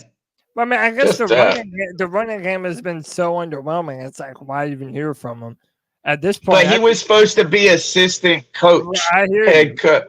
I hear you. I just thought we would feel and see his presence more often, even if that was just a little pan to him on the sideline, grabbing somebody by the face mask or something. We just haven't. He's been missing in action. Yeah, I mean, at this point, I'd rather hear from James Campen than I would do Staley. Like, talk about why this whole line is so trash. I may have played this one. Let's see. What's up, C3 family? Podcast brothers. It's JJ. And, Hello, JJ. I just had a real quick question.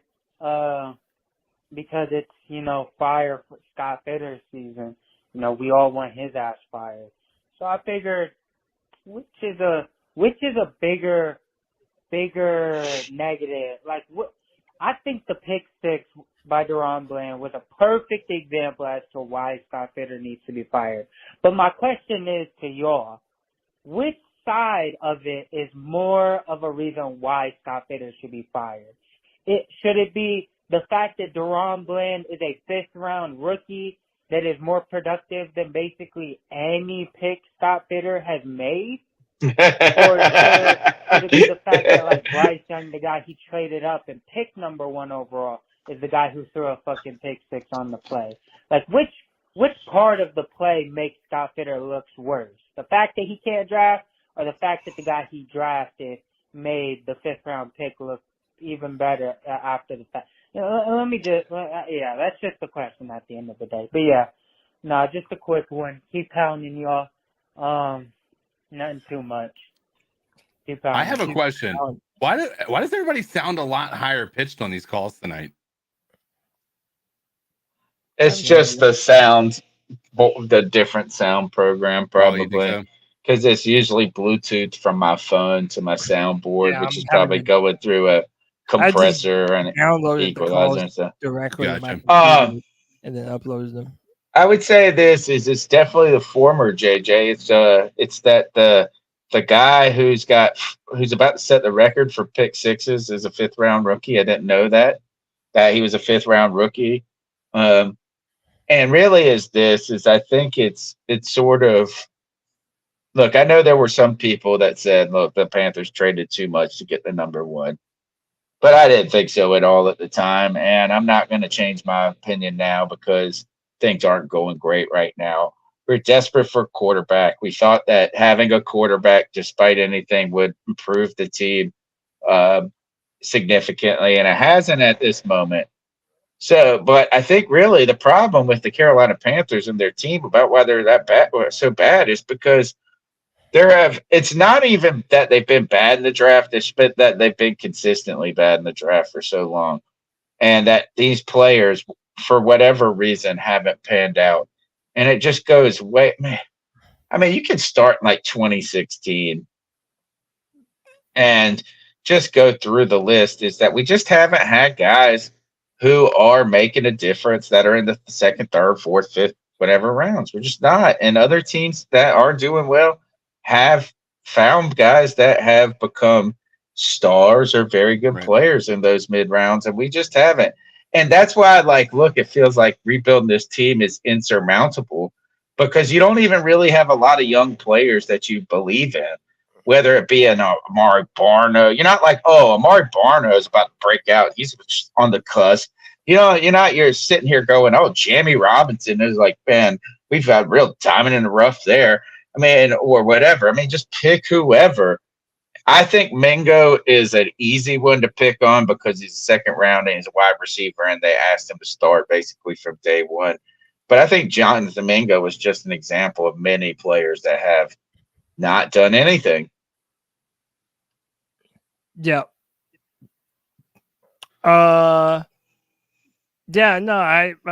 Dude, there's so many things that you can mention when it comes to Fitterer.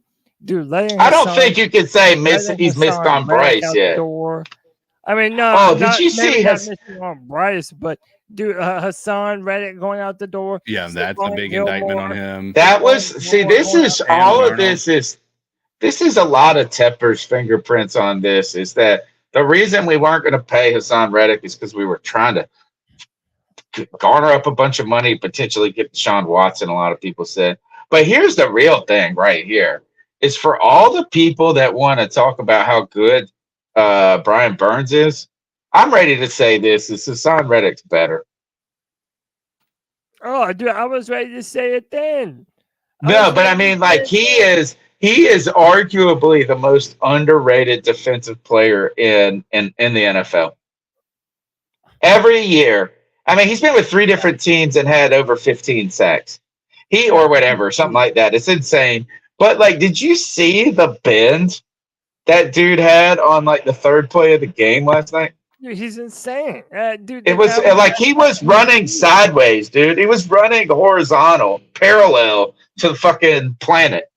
It was wild. Man, I would just say this, is that if we were sitting here saying we have Hassan Reddick and we got to let Brian Burns walk, we would be less sad than saying we've got Brian Burns and we got to let Hassan Reddick walk. Yeah. Or more sad, whatever it is. I'm trying to say. All right, let me make sure I'm on the right call here. I downloaded some more because we got a few more. Let's just try and power a few. Please. Hey. You know who the fuck it is. What up, guys? This is Deez. Just a quick call for me. Heard that one. What's up, Speaker family? Heard that What's one. up, Panther? Heard that one. This is Panther Papaya. Calling to give you guys a heads up on what's going on in Pantherland. I do know more than the average Panther fan, but if you don't want to believe me, that's fine. Just take it as if this is just my opinion. But I'm going to help explain why we haven't seen any movement yet. There's a couple reasons. One, Bryce Young. The Teppers kind of forced Bryce Young on this team. Remember they talked about Fitterer and Reich kind of had like a proposal of sorts? Well, that proposal was pretty much to see. Well, I'll just leave it at it was forced upon them. 2, there has been a plan all along with every decision made with the coaching staff. It may be to some a sensitive issue. To me, it's not. But they did want to take advantage of the rules in place with the NFL when it comes to minority coaches being promoted to higher positions. So there was a definite plan in place to be in a good position to where our staff members were promotable to other teams. So they're still hanging on to that aspect of it and hoping for it. So you have 2 reasons why Tepper isn't wanting to kind of shake things up, because if he has to go get a new coach They're not going to want to keep the coordinators, the assistant coaches. They may not even like Bryce, but if you want to talk about why this team would be favorable to some coaches, it's mainly because they think that they can get a 3-year contract and only have to work 1 or 2 years and then sit for the rest. But anyway, that's just my opinion. Like I said, there was a plan.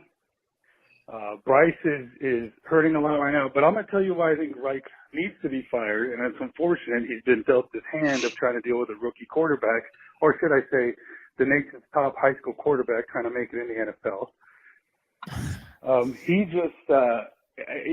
They're struggling out. The reason why he is truly failing is he can't even make him look serviceable. That's the issue. When you can't make a number 1 overall pick even look serviceable, that's a problem. But the prior plans that they had, like even players they signed, were brought on in the hopes that, and maybe even goal was to ultimately get them hired onto the coaching staff at some point. But it's not working out, and that's the struggle, and that's what's leading to impatience. But I just wanted to kind of share my opinion, if you will, see what you guys, share that with Pantherland, and take for it what you will. So long, Billy. Till the next time. Until next time. I mean, interesting. Interesting takes, but just interesting takes. I think there's something there with the look. Is the disappointment with this team is not the record alone. I know it would have been a tough pill to swallow that this team finished the season 4-13. But there was a world where we could have put together, hey, man, new staff, rookie quarterback, bad offensive line. That's why. The real reason that this has just been so unbearable for us as fans is because it looks so hopeless in every scenario. And to his point, there hasn't been – we're not walking away from games going, Bryce showed us that even though things are going bad, Bryce has showed us that he can be the guy. You just haven't walked away with that undying optimism. There are people who believe it, and I'm not trying to shit on their opinions, but you just don't walk away from the games and go like we did when we won 4 games with Cam. Go, you know what? 4 games sucks, but that guy, we can build on him around him. But do you think he's had that type of game, or that he's had performances that? No, I'm saying you said that okay, he can be the guy in the future. You can see why you would build around him. Do you think Bryce has had any of those types of performances? No.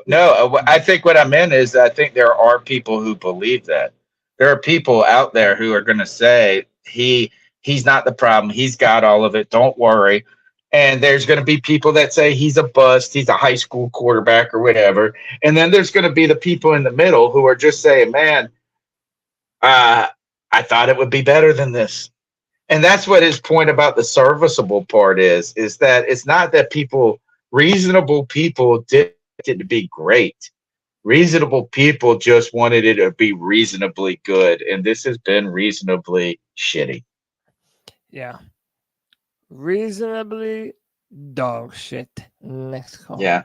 What's up, C3? This is Levi, a.k.a. Raleigh Panther. Hope you guys are having a good night, man. I haven't called in a while. I usually call in following up a win, just to kind of next call and share some positive feedback after a good win, but there hasn't been too many of those this year. I don't hear it. Regardless, Do you? I just wanted to there it call is. in, man, and I wanted to say, you don't hear it?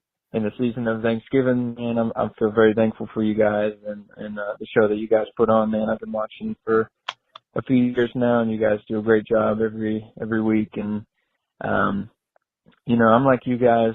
The Panthers are really the only team that I follow and keep up with and cheer for. So it's like even when it gets this bad, I still can't be one of those guys that just ignores it and then turns off the game on Sunday. Man, I have to watch no matter what. I'm really hoping things turn around and get a little bit better for us and that the pod keeps growing.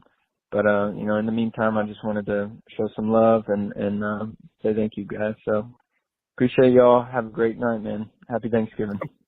Appreciate y'all, man. Happy Thanksgiving. The reason that we do this at this point is because of y'all, man. It's way more fun to hang out with Panther fans and talk about this team than it is to watch this team and go through the things that we've been through, man. So, dude, I'm with them though. I'm just not that type of person that's going to be able to turn it off no matter how bad they are. I'm not going to be able to step away. And so that's kind of a lot of the reason I started the podcast just in general is like, hey, I'm going to do this anyway. I might as well record it. Yeah. I still go back to this, dude. If we would have just won one of those first 2 games in this season would have been incredibly different. And maybe the record would be. But if we were sitting here at 3 wins right now and you just got your ass beat, you could say, you know what? We're playing a bunch of bad teams. We might be able to get 5 wins and salvage a little credibility out of this. But right now, it just doesn't feel like there's any – whatever this team can do could be enough to turn around our hearts. That's where it's scary right now. Yeah. You've lost the Panther fandom, mind, body, and soul. Yeah, and, it sucks. That doesn't appear to be getting any Maybe they go on a run. I wonder what that run, I think that run has to start now sooner than later. I don't think winning 4 games at the back end of the season. I think we got to win like 3 out of the next 5 games. And then win like maybe 2 at the back end. We got 7 weeks left, 7 games. Yeah. I hope so, man. I hope so, but I'm not going to hold my breath while doing so. I just want 1 at this point. Yeah. All right, next call. What's going on, C3? C3 Coach Kurt. What's up, I haven't Kurt? called in a couple of weeks. Enjoyably, actually. Not watching the Panthers game and just basically knowing the results is kind of, I don't know, like I'm having fun not watching fucking football, like Panther football. Like at this point, I'm just following my fantasy league and playing PrizePicks and FanDuel and all that stuff. But promo code C3. Still watching through ESPN and stuff like that, following plays at times and seeing the overall stats and final score and stuff. But that's just killer to see at the end of the game. But like the thing is, like, we got hit with the calm before the storm. Before the season, we were getting all these players and making all these moves, and then the season started and the storm smacked us in the face, and now we're a cleanup crew. Now we got to clean that shit up because all of our houses got knocked the fuck down. I think we got to, do things this offseason like, I don't know, franchise tag Burns. I mean, you got to think about the people that are on their contract year. We got to make sure we get Frankie back. Like, Derek Brown's going to have to get paid here soon. We got to be thinking about the future. Get rid of fucking Scotty Shitter. And, I mean, if Frank Reich doesn't get his shit together, he's going to be out. I mean, like, there's no question about it. It kind of sucks how much we have to accommodate for fucking Bryce. Obviously, he's a rookie, but you're going to have to, this isn't Bama. You're not going to have the best offensive line in those, in college football surrounding you at all times. But we're going to have to build from the trenches. I mean, I feel like just like a broken record coming in here. And David Tepper, you're a fucking idiot, bro. Like, I cannot stand seeing this man, like, on my screen or any reports about him. Because every reporter that says something about Tepper is literally just shitting on him. And it's like the same thing every single week. Oh, Tepper wanted Bryce because of his scores. Tepper wanted Bryce because he's good in the interview. Tepper wanted Bryce and everybody else wanted Stroud. I mean, bro, like, at the end of the day, it is what it is. The decision has been made, and nothing's going to change until we get somebody that actually is a leader and not everybody's just Mr. Nice Guy. I mean, Tepper's impatient, and we're going to have a coach that's willing to work with that. And everybody that we have right now is a yes man, but we're going to have somebody to put their foot down and go into the locker room and tell our players that they're playing like shit, and if they don't fucking pick it up, they're going to be benched. that there's people out there willing to replace them that are bigger. Yeah, I think that was the end of the call. Dude, I love the passion and energy. And you're right, man. I wish that the players would show half that type of energy. I agree, man. I feel like, I don't know, maybe we're reading too much into it, but I feel like there's not a lot of vocal leadership on this team. I mean, we know Frankie Louvu, yes, but I don't necessarily know who else that comes from. I mean, we know that Dante's loud. Well, it's kind of hard isn't it hard to have that leadership when you really don't have those players? Yeah, right. Is like all the veteran players that we have on this team are new acquisitions. They're kind of short-term warriors, whether it be an Adam Thielen to a Xavier Woods to a Von Bell. I mean, many of the players, they don't know the players or the staff. And then the one guy on defense that really needs to be that guy is in a contractual dispute with the team. Yeah. It's kind of hard. I think this is, and if I've got one problem, I think with Frank Reich, it's kind of the wishy-washiness to his own confidence is I think you got to get up there, and I think you got to say it, that each and every week is, look, this shit is going terrible, but we are fucking going to go out there and scratch and claw and fucking get one. You want to be like Dan Campbell type of shit. Well, I don't even think it has to be like aggressive. I just think this is Ron Rivera at the end of the day was steadfast. He was unshakable in moments where everybody else was shook. And I just feel right now that our coach feels shook. And I mean, and not that he's like, I'm not saying he needs to be unrealistic. What I'm saying is that if he doesn't believe that they can do it, why would the players believe that they can't do it? And if the players don't believe they can do it, why would the fans believe that? So they got to fucking just nut up and go and man up, man, at this point for their honor. Yeah, and I think a part of his point, too, is that there's no more Thomas Davises. There's no more Luke Kuechly. Nah. There's no more Steve Smith, Jonathan Stewart, Greg Olsen, guys that would demand more from you than you were out there giving on the field. Yeah, and we haven't had that for a long time, to be honest. We sure haven't. TJ with the $5 says, to me, the fact that Federer still has a job screams that Bryce was forced by Tepper. Agree? Yeah, I do agree with that. And I'll reiterate this one last time. I've said it before. In my mind, the original plan was to move up to number 2 for CJ Stroud, because the Bears and the Texans were going to swap number 1 and number 2. And then the Panthers were going to go from 7 or 9 or wherever the hell we were. And then we were going to go up to number 2. Everybody knew that Houston wanted to take Bryce Young at the time.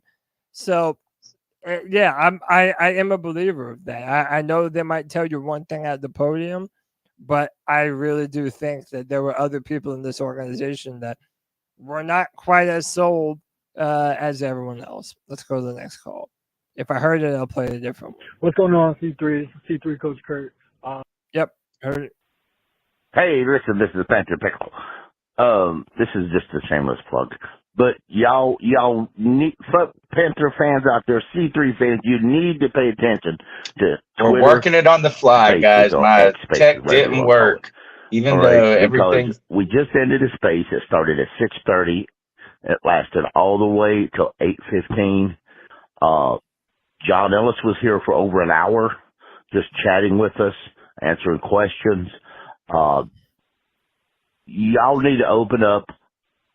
You're missing out by not watching C3 Faces on Monday at 6:30 and Thursday at 6:30. Sometimes in between, but you never know. So look for Diesel Skills and Panther Pickle and Anthony Pagnato's Twitter Spaces, and you'll find us. Keep pounding and go Panthers. Keep pounding. Go Panthers. Yeah, check out Diesel Skills. Panther Pickle, C3 Anthony. Yeah, man, they're going hard with them spaces on X.com. Great way for people to look, and it's I love that they've taken this initiative on their own without anybody encouraged, or at least I'm not like saying, hey, I hope you guys do this, this, and this. They've done this and made it their own, which I think is great. I think also that the just very concept of a C3 Spaces on X just fits our brand so well. It's like fan discussion, fan driven. I think it's perfect for us. My last point I would say is this: I was shocked. I've just been shocked that John Ellis and Sheena Quick. I haven't been necessarily of the belief that Scott Fitter's is a dead man walking. I just thought that was a foregone conclusion, but people close to the team are not ready to just say he's out. Right. And I just found that a little surprising, to be honest. And I'm not saying they're wrong. What I'm saying is like, I was like, damn, I thought everybody believed that. Are they saying it like they don't think he'll be fired, or they don't think that he should be fired? They are saying that they could see scenarios where people, I think what their opinion has been is that number one is that Scott Fitter has not been able to fully do his job yet. And what little job he has been able to do is just this season. Like, this is the only, and to just say that because we haven't been good this season, I mean, he did manufacture, get the number one pick. The question is, I think another thing that's interesting too, and CK, I get your opinion on this, is I wonder if the noise about David Tepper being impatient is bugging him. Yeah, is like going to make him actually be patient here. Listen, I know it's a conspiracy theory that you could probably try to prove wrong multiple different angles, but I'm still going to believe the fact that the theory I came up with, which is out of all of the candidates that Tepper was they hired, Frank Reich was the only one that was going to be able to be fired after 1 year. No other coach was going to be possibly able to be fired after 1 year other than Frank Reich. That's a good point. And so I don't think patience is, I don't think the outside world is going to impact David Tepper's decision making. It's possible. I just don't see it happening. I think that he's going to be more likely to be somebody who if he feels like something needs to change, he's going to change it, Yeah. Yeah.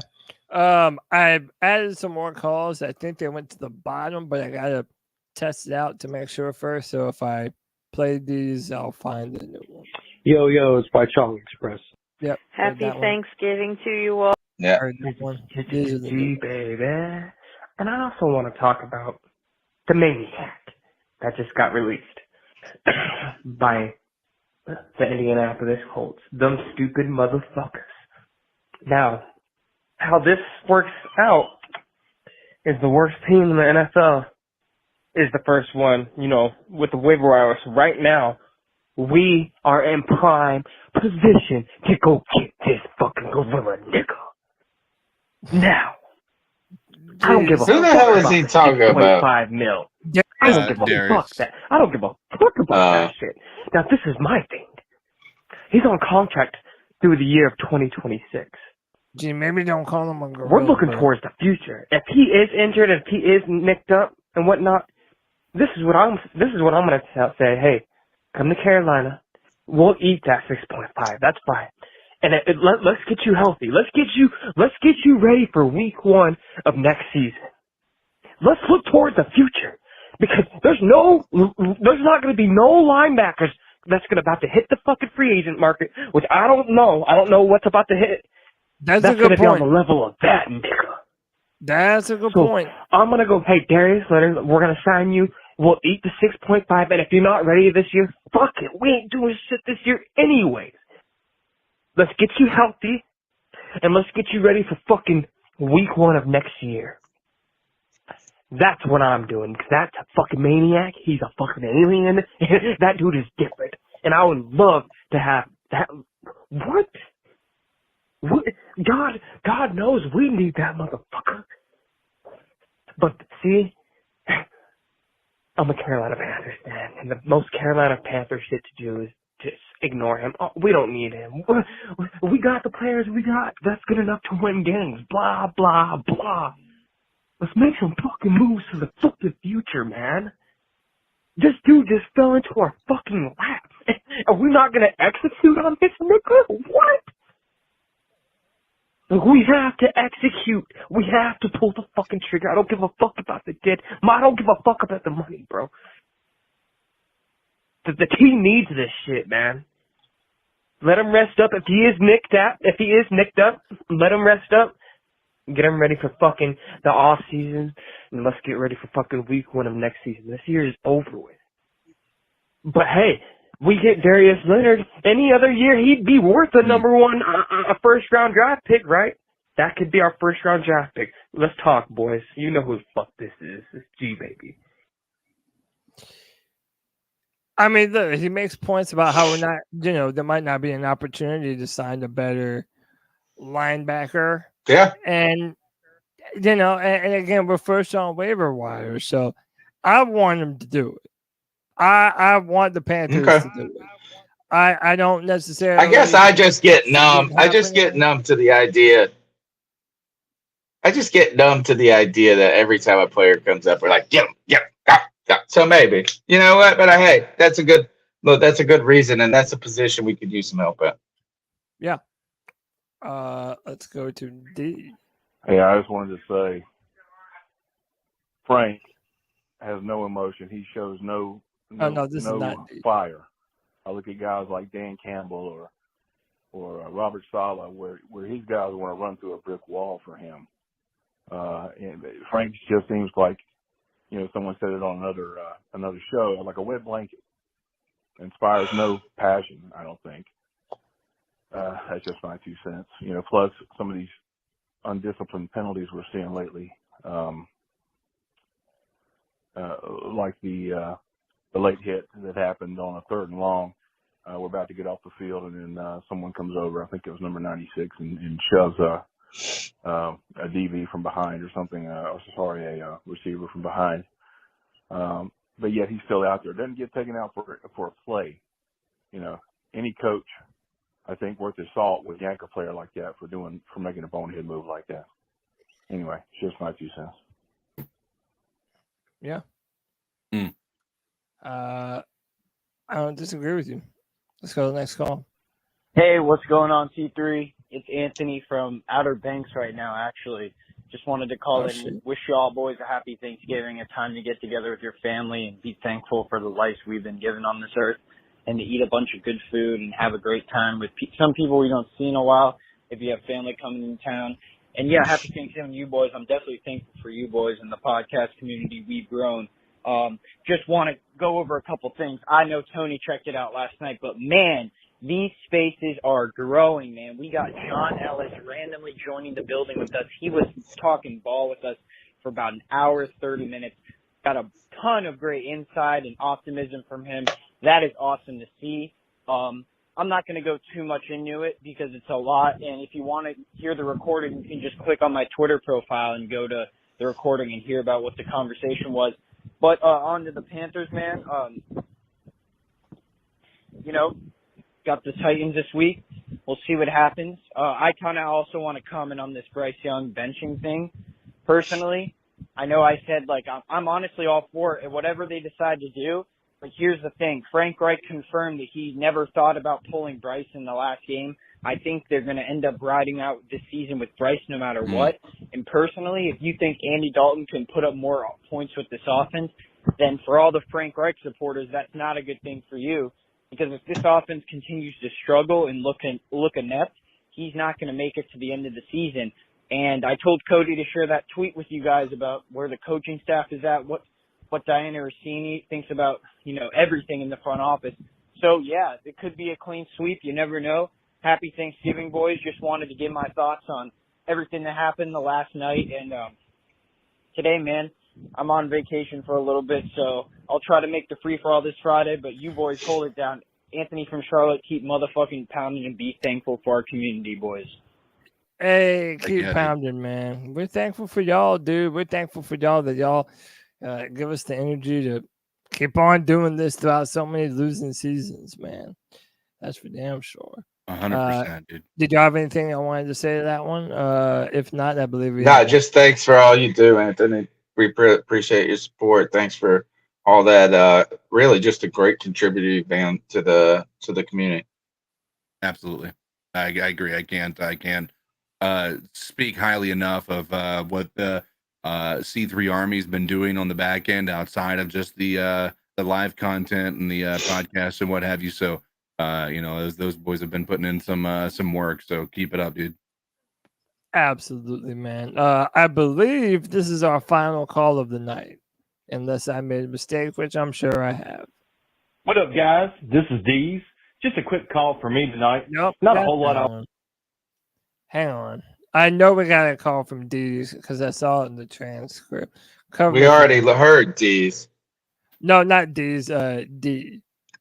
Oh, D. Yeah. All right. So, look. First, though, wish everybody happy Thanksgiving. It stinks that this season has not been more positive. Just like my internet isn't more positive right now. Yeah. I think that. I don't. Okay, cool. Well, look, we'll make it. If we miss anybody's call, we'll make it up to them as we continue. Look, we've got 7 more post game shows to do this year. We're going to be here all season, on and off, and we're going to do this regardless. And let's continue to try to work together to create a community that has diverse opinions, but also respects each other's diverse opinions. PJ said he left a call. Let me look for it real quick, man. Again, we're kind of doing shit on the fly. Apologies to everybody if I'm on. Oh no, I found it. Hold on, I think I found it. Let me make sure I didn't already upload it. 3, 5. G, baby. No, I don't know if I have it, D's. I mean, PJ. We'll make it up to you guys. We'll make it up to you. I got to get back, man. It's 11:20. I'm here. My whole family's not far from me. So let's go ahead and push out of here. We got the long look. Thank you for everybody. We'll make it up to you guys. And look, I don't think we have, we've been really kicking ass. I mean, look, I'm remote here, and we haven't missed a week. It's Thanksgiving week. And I had a good time doing this. We got one last segment to rock too with the ice up picks. Yeah, sorry, PJ. I feel bad, man. I literally can't even find it in the Google Calls thing, brother. My bad, man. All right, well, let's go ahead, ice some people up. Look, we got the Titans. We didn't even really preview the Titans. And I think this is a lot of people. I saw somebody say in the comments we didn't even talk about Dallas. I don't know how do you look outward at this point? Right now, I think the Panthers need to be looking in the as Cam Newton would say, when I looks at the man in the mirror. We need to look at the man in the mirror as a team and nut up. That's it. That's it. All right, our final segment. So, where we tell somebody to toughen up, icing up, our longest running segment dedicated to the legend himself, Steve Smith. It's time to ice some fools up.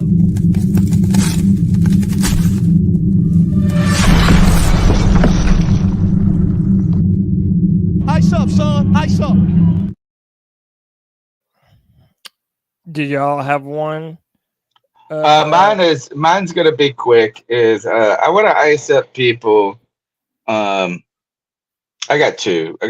My first ice up goes to people when you say that when you say something to the effect of you don't know ball, you don't know football, and that's your way of coming at somebody, and I guess trying to make your opinion more valuable. I'd like for us to all elevate our discussion as Panther fans. I know that we are facing some difficult times where we're getting rowdy even with each other. So that's when my ice up to that is, look, is just be comfortable with people not agreeing with you. You know, my wife, I was actually, man, my wife and I haven't, anyway, she said this is, you're arguing with me. I said, no, I'm not arguing with you. I'm just not agreeing with you. Right? It's okay to not agree sometimes. Sure. Like, my other ice up pick goes to, why isn't Cam Newton getting any phone calls? He was on Dan Patrick. Nobody's called him in 2 years. Yeah, I mean, I think he pretty much came to the realization that nobody. That's just kind of bullshit. Is the Jet? He could be a Jet right now, and they would be better. Yeah. Oh, real quick, I added this into the show, and we didn't even talk about it. Jalen Hurts broke Cam Newton's, or has now passed Cam Newton with the most rushing touchdowns by a quarterback through 4 seasons. And how about this, man? We're going to have to do a late post-game show on December 3rd because the Panthers and the Tampa Bay Buccaneers have been moved to 4:05 instead of 1. So yay. FML, bro. All right, I'm going to go next. So listen, if ever you get a Karen who comes up to you at a stoplight and you post a video of her going off on you, make sure she doesn't roast you into oblivion first. You little fucking cunt. You think you can talk to people like that and get away with it, you little bitches? I have severe nerve pain, and I hope it happens to you someday, you little bitches. I just fucking cream all of you, even with all my nerve pain. You fat fucking bitch. Yeah, you. You're fucking fat, and you're a fucking ugly little fucking mutt, and you have a big fucking nose. I love the very end. And you have a big fucking nose. Yeah, she just ethered them, man. Just fucking So yeah, if you're gonna post that online, make sure you're not getting roasted that bad. So ice up. Ice up. I always like that. I always like the C word too. Oh yeah, it's so fun. It's so fun. Shaquille, you got one? I'm just, the entire time, like all week, the only thing I can think of, or in the past couple of days, is just Frank Reich. I mean, yeah, you have to ice this dude up in the same breath. Like 1 week apart, said that he didn't want to be a running power run team, but yesterday acknowledged that when looking at the tape when he first came here, he acknowledges that this offensive line was better suited for a power run game, and I'm just flabbergasted. We've basically just confirmed everything we've known, and that is Frank Reich doesn't know how to build an offense around his players. He hopes players will fit into his offense, and it's clearly not working. So I have only one person that I have to say ice up to, and it's Frank Reich.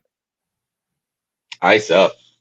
All right, that's the C3 Panthers podcast brought to you by CarolinaCatChronicles.com. My name's Tony Dunn. Follow me at cat_chronicles. Check out Cody Lashley at Cody and at Codizzle_Allen on Twitter. Cody Lack, take us out of here. C3 Nation. Until next time, keep pounding.